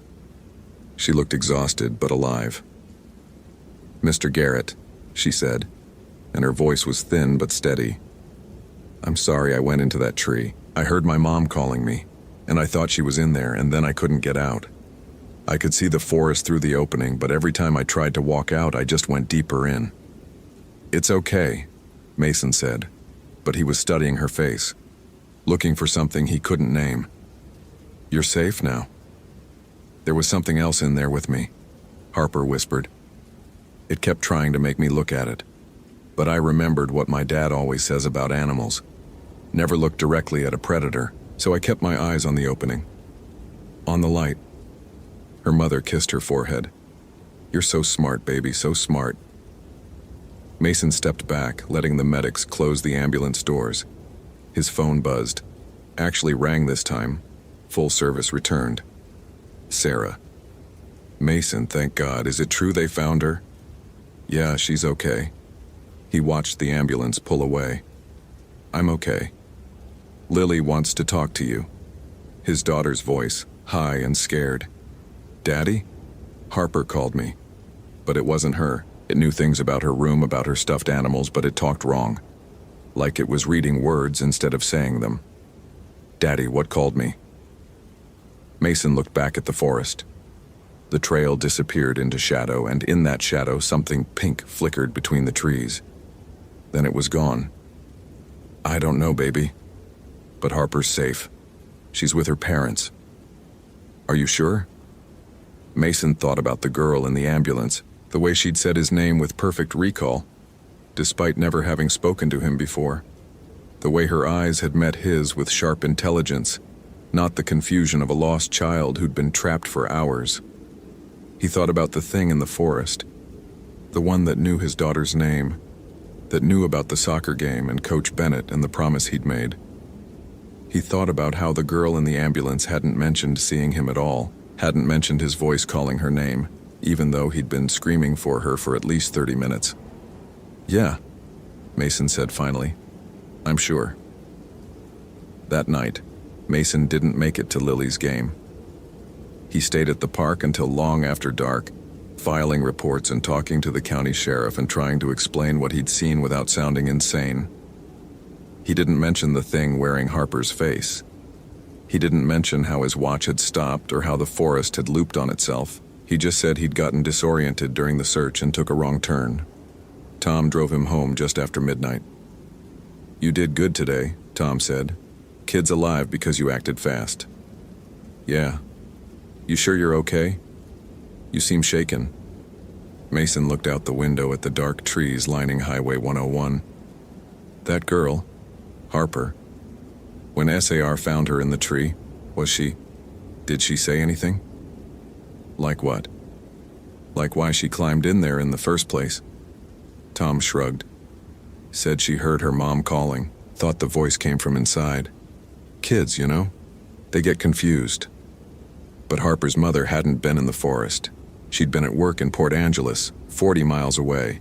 Mason had confirmed that with the sheriff. So what had Harper heard calling her name? When he got home, Sarah was waiting up. Lily was asleep on the couch, her phone clutched in her hand. Sarah hugged him hard. She wouldn't go to bed until you got home, Sarah whispered. She kept saying Harper called again, but it was just breathing. I checked the phone, the calls are there, but they're from Harper's number. I texted Jennifer Montgomery and she said Harper's been with her all evening. Hasn't touched her phone. Mason looked at his daughter, peaceful in sleep. He thought about taking her phone and deleting the voicemails, but something stopped him. Instead, He went to the kitchen and poured himself a bourbon, his hands still shaking. His own phone buzzed. A text from an unknown number. "Thank you for finding her." Mason stared at it, then typed, "Who is this?" 3 dots appeared, showing someone was typing. Then stopped. Then started again. Finally, "I'm in the tree." Mason's blood turned to ice. "Harper?" "The other one. The one that went in. I'm still here, but I can see out now. I can see everywhere." Mason should have blocked the number. Should have called the sheriff. Instead, he typed, "What are you?" The response came immediately. "Hungry." Then, "Your daughter has a game on Saturday. Court 3, Coach Bennett. I'll be watching." Mason deleted the messages, then blocked the number, then checked every lock in the house twice. But all night, lying in bed next to Sarah, he kept thinking about that pink jacket flickering between the trees, about the girl with black eyes who knew his daughter's name, about Harper Montgomery, safe at home with her parents who maybe wasn't Harper at all. And somewhere deep in the Hoh rainforest, in the hollow of a tree older than nations, something waited. It had learned to mimic voices perfectly now, had learned how to wear a face that would make people trust it, help it, take it home. It had been hungry for so long, but now it knew where the children played. Mason Garrett still works at Olympic National Park.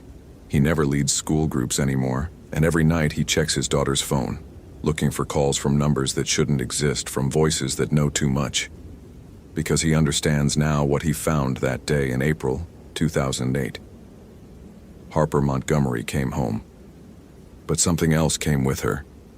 And in the Hoh rainforest, when the mist is thick and the trees hold their breath, you can still hear a girl's voice calling for help. Rangers know better than to answer. But sometimes hikers don't. Sometimes they follow the voice. Sometimes they climb into the tree. And sometimes they come back out. Thank you for reading to the end. If you enjoyed this narrative of parasitic entities and identity horror in the Olympic wilderness, I'd love to hear your thoughts. What do you think really happened to Harper? Did she escape, or did something else walk out of that tree? Share your theories in the comments. The ranger's expression told Benjamin Carter everything he needed to know about how this conversation would go. That mixture of desperate hope and rural superstition. The weathered face lined with too many sleepless nights, spent believing in things that didn't exist. Ben had seen it 100 times before. In the Amazon, in the Carpathians, in the Australian outback. People clinging to their myths when faced with the uncomfortable randomness of tragedy. Dr. Carter, thank you for coming so quickly. Ranger Thomas Whitmore extended a calloused hand across the cluttered desk of the North Cascades National Park Ranger Station. Outside the window, October fog rolled through the valley like something alive, obscuring the jagged peaks in sheets of gray. I know you and Sophia were colleagues. I'm sorry about the circumstances.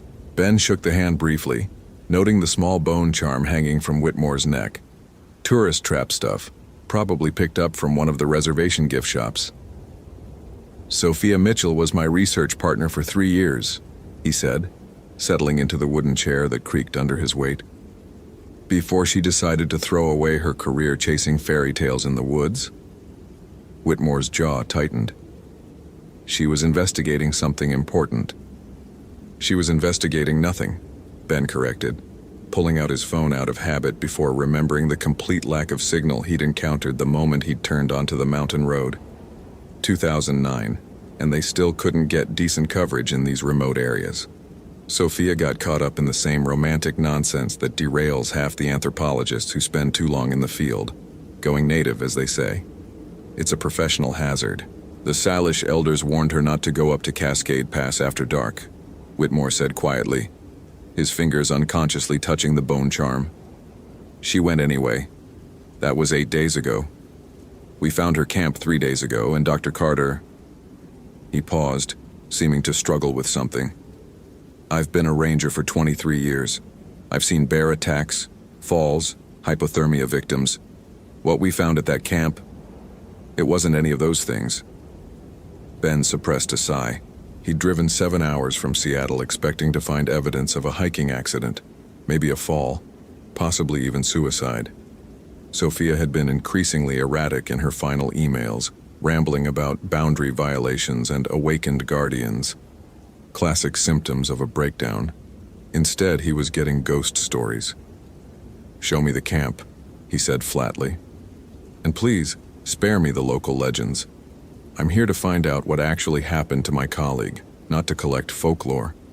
The drive up the mountain took 40 minutes on a deteriorating fire road. Whitmore's truck grinding through switchbacks while mist condensed on the windshield faster than the wipers could clear it.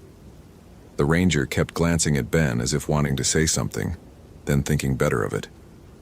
Finally, as they climbed above the tree line into an alpine meadow studded with stunted pines, he spoke. "The Salish people have lived in these mountains for over 10,000 years, Whitmore said. "That's not superstition. That's longer than written history. They have rules about certain places, certain times, rules that kept them alive all that time. Rules based on pre-scientific understanding of natural phenomena," Ben replied, watching the fog swirl between the trees like something seeking. "I've published 2 papers on the sociological function of taboos in indigenous cultures. Their social control mechanisms, Ranger Whitmore. Ways to keep people away from dangerous areas by wrapping geographic hazards in supernatural packaging.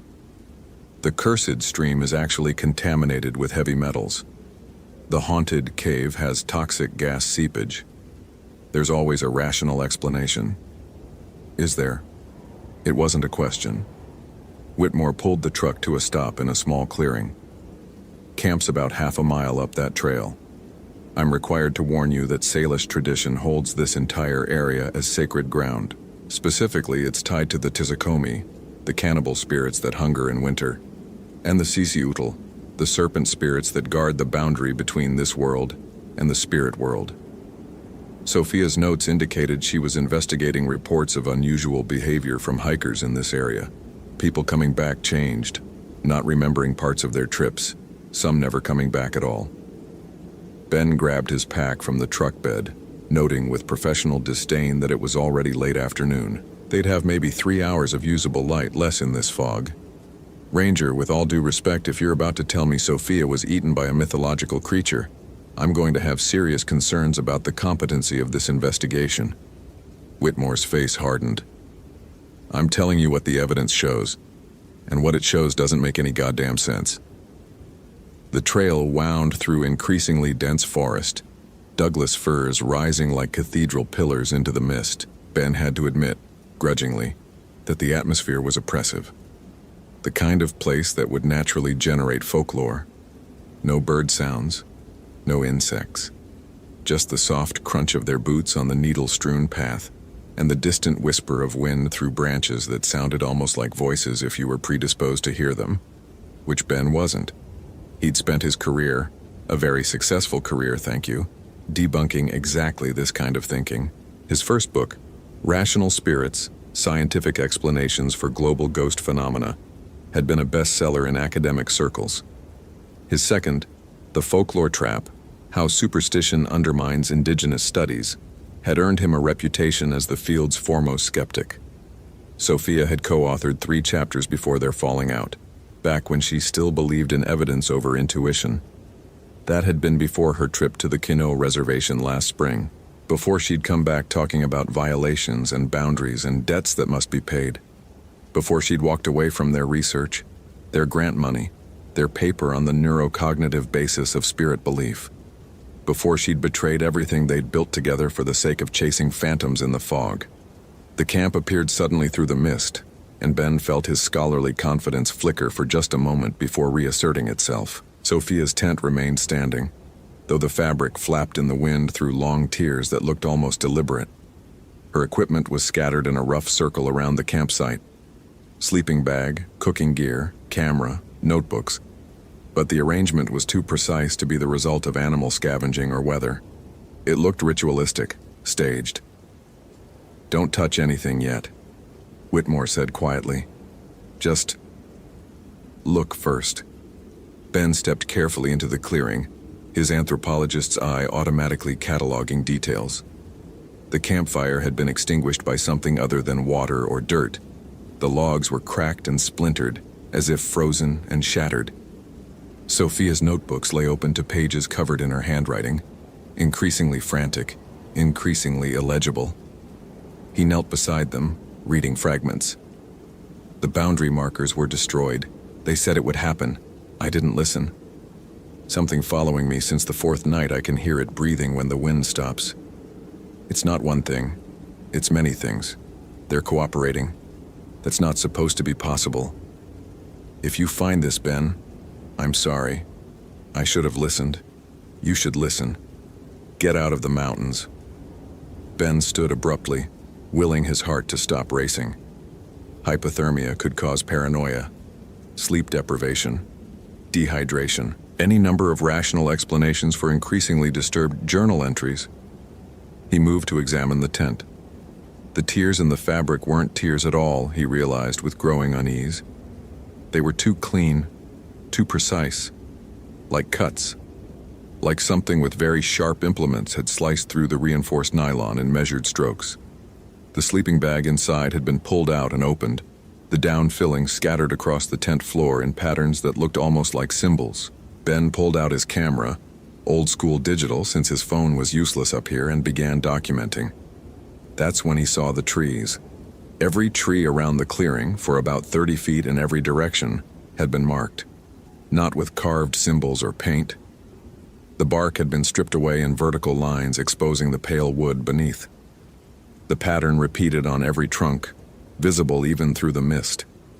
Ben felt something cold settle in his stomach, but he pushed it aside. Vandalism. Had to be. Except Sophia had been alone up here, and the trees showed signs of weathering, meaning the marks were at least several days old. Meaning they'd been here before she disappeared. The Salish mark sacred boundaries, Whitmore said from behind him. These trees are warnings. This entire clearing is supposed to be off limits, especially during the season between autumn and winter, when the Tsukomi are strongest. Sophia knew that. Her notes indicate she came here specifically because of that. She was trying to document what she called genuine supernatural manifestation. There's no such thing, Ben said, but his voice lacked its usual conviction. He moved to the far edge of the clearing where Sophia's camera bag lay on its side, contents spilled into the pine needles. Her expensive Nikon was cracked, the lens shattered from inside as if by tremendous pressure. Her backup camera was gone. But the memory cards? He picked up the small plastic case, found 3 cards inside. His hands, he noticed with annoyance, were shaking slightly. The temperature had dropped significantly since they'd arrived, his breath now visible in small clouds. That was normal for October at this elevation. Normal. We need to get these developed, he said. There's a rational explanation for all of this. There has to be. The ranger station has a card reader and computer, Whitmore offered. We can look at them there. But Dr. Carter, maybe we should head back now. Light's fading fast, and I don't like being up here after dark. I especially don't like being here during the time of between seasons. The elders say that's when the veil is thinnest. The veil? Ben repeated dryly, some of his skepticism returning. Right. Let me just collect a few more samples and we can... The sound cut through the forest like a knife through fabric. Not an animal sound, not wind, something else. Something that started low and rose in pitch until it seemed to resonate in Ben's chest cavity, making his ribs ache. It lasted maybe 5 seconds, then cut off abruptly, leaving a silence so complete that Ben realized he'd been hearing a faint background hum of forest noise without knowing it until it was gone. What the hell was that? His voice came out more shaken than he intended. Whitmore's face had gone pale. That's what the hikers reported. The ones who came back. They said they heard sounds that didn't belong to anything alive. Sounds that made them feel like they were being pulled apart from inside.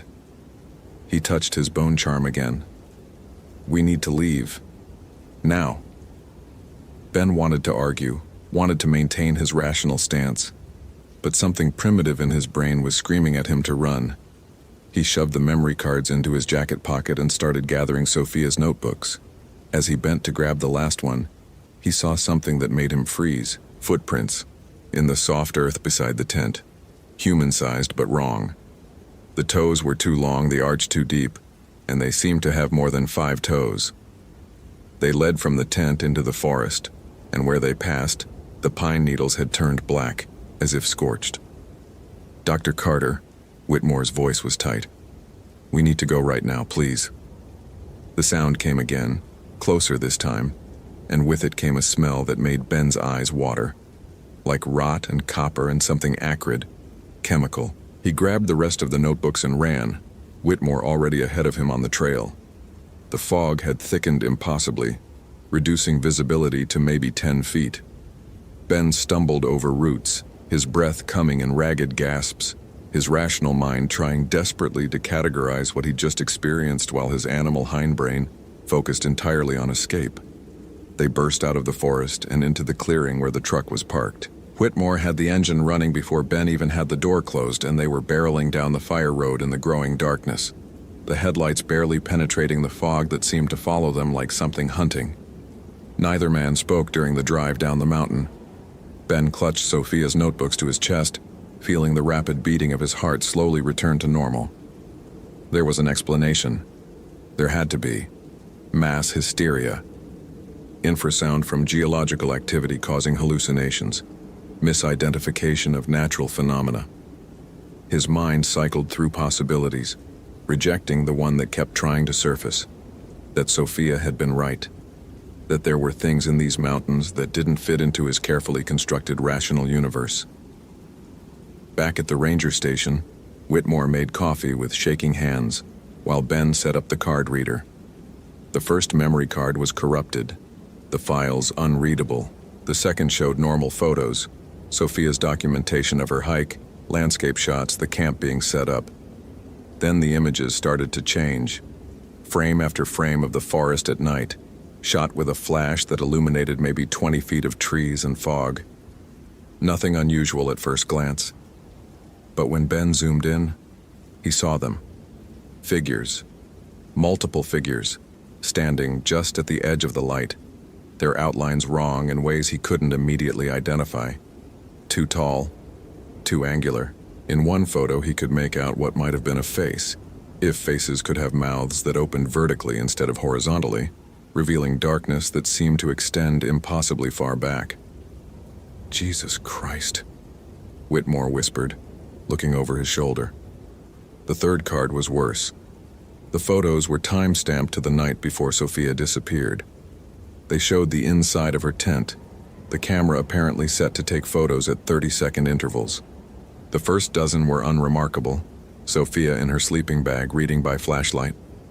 Then in frame 13 there was a shadow visible through the tent wall, a large shadow, with too many limbs.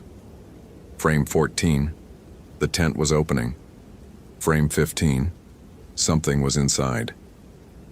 Ben couldn't look at frame 15 for more than a second before his eyes began to water and his head started to pound. The shape in the photo refused to resolve properly, his brain unable to process the geometry of it. It was like looking at an optical illusion designed by something that didn't understand human perception. Frame 16, Sophia was gone. The sleeping bag lay empty. The tent flap hung open. There were no more photos after that. Ben stood up abruptly, his chair clattering backward. This is doctored. This has to be doctored. Sophia was having a breakdown. She could have manipulated these images to support her delusions. She's been missing for 8 days, Whitmore interrupted. And I have 17 reports from hikers over the past 6 months describing the same things. The sounds, the figures at the edge of firelight, the feeling of being watched by something that isn't quite there until suddenly it is. 2 other people have disappeared in this area since June. This isn't delusion, Dr. Carter. This is pattern. Patterns can be coincidence, not patterns like this. Ben grabbed Sophia's most recent notebook, flipping through it desperately, looking for something, anything, that would provide a rational framework. His eyes caught on a passage dated 2 days before she disappeared. I found the destroyed boundary markers today. Someone, probably ignorant hikers, knocked down 3 of the carved warning poles that the Quinault people maintained. The elders were right to be concerned. The violations have consequences. The Tsukomi don't forgive trespass. The Sisiutl don't forget debts. I've been researching the traditional appeasement rituals, but I don't think there's enough time. They're already here. I can feel them circling the camp at night. They whisper in a language that makes my teeth ache. Ben was wrong. I was wrong to listen to him for so long. Some things can't be explained away. Some things are exactly what they appear to be. Hungry, ancient, and utterly indifferent to whether we believe in them or not. The lights in the ranger station flickered. Once. Twice. The coffee pot made a sound like grinding metal and went dark. Whitmore's computer screen showed static for a moment before the whole system shut down. "Generator must be acting up," Whitmore said, but his hand went to his bone charm again. "I'll check the backup." The sound hit them both like a physical force. The same rising wail they'd heard at the camp, but louder, closer, coming from multiple directions at once. The windows rattled in their frames. Ben's ears popped. He tasted copper. "They followed us," Whitmore said, his voice barely audible over the sound. "Oh God, they followed us down the mountain. That's never happened before. They never come this close to..." The window shattered inward, spraying glass across the station floor. Something dark and many-limbed flowed through the opening like liquid shadow taking solid form. Ben's mind refused to process it properly. His vision kept sliding off it, unable to focus, unable to categorize. He saw too many joints, too many angles, heard breathing that came from multiple sources that didn't align with anything resembling a mouth. Whitmore was screaming something in what sounded like Salish, holding his bone charm out like a shield. The thing, the Tsukomi, the ancient cannibal spirit, the thing that couldn't possibly exist, turned its attention to the ranger. Ben saw movement, saw Whitmore lifted off the ground by appendages that hurt to look at directly, saw the ranger's body go rigid as the color drained from his face, from his hands, from every visible inch of skin until he looked like a freeze-dried corpse. Then the thing dropped him and turned toward Ben. He ran. Rational thought evaporated, replaced by pure survival instinct. Out the back door, into the parking lot, into his car. His hands fumbled with the keys. The engine wouldn't turn over. The thing was at the station door now, pulling itself through in ways that violated basic physics. Ben saw it properly for the first time. Humanoid but stretched, elongated, its skin like tree bark, its mouth opening vertically to reveal rings and rings of teeth descending into impossible darkness. There were more of them behind it. 3, 4, maybe more. And between them, something larger moved. Something serpentine, something with multiple heads that wove through the air like smoke made solid. The Sisiutl, the boundary guardian, the spirit serpent that wasn't supposed to exist. His car roared to life on the 5th try. Ben threw it into reverse, not caring that he was fishtailing on the gravel, not caring about anything except distance. The things pursued for maybe 100 yards, keeping pace with his car impossibly, then stopped at the edge of the ranger station property, as if hitting an invisible wall. He could see them in his rearview mirror, silhouetted against the station lights, watching him go, letting him go. He drove through the night, breaking every speed limit, his mind trying and failing to process what he'd seen. When he finally hit an area with cell coverage somewhere south of Marble Mount, his phone lit up with messages, missed calls, his university, the police, the park service. He pulled over at a gas station, hands still shaking, and called his department chair. "Ben? Jesus, where have you been? We've been trying to reach you for hours. It's about Sophia Mitchell." "I know," Ben said, his voice hoarse. "I was at the search site. They found her," his chair interrupted. "About 2 hours ago. She walked out of the woods on her own down near the Skagit River. She's alive, Ben. She's in the hospital in Cedro Woolley. She's not doing great. Severe malnutrition, exposure, some kind of traumatic shock. But she's alive." Ben ended the call, his mind reeling. She was alive. She'd survived. 8 days in the mountains with those things, and she'd survived. He drove to the hospital in a daze, arriving just after midnight. The nurse at the desk directed him to a private room where Sophia lay in a hospital bed, hooked to IVs, her skin pale as parchment, her hair matted and full of pine needles. But her eyes were open, and when she saw him, she smiled. A terrible smile. "You saw them," she whispered. "You finally saw them. Sophia, what happened up there? What were those things? There has to be an explanation, a rational—" "I paid the debt," she interrupted softly. "When they came for me, I offered them something else, something they wanted more than my flesh. I told them about you, Ben, about the man who spent his entire career denying they existed, about the anthropologist who wrote papers calling their people's sacred traditions cognitive failures. They were very interested in you. They said a skeptic's terror tastes sweeter than ordinary fear." Ben felt ice spread through his veins. "What are you saying?"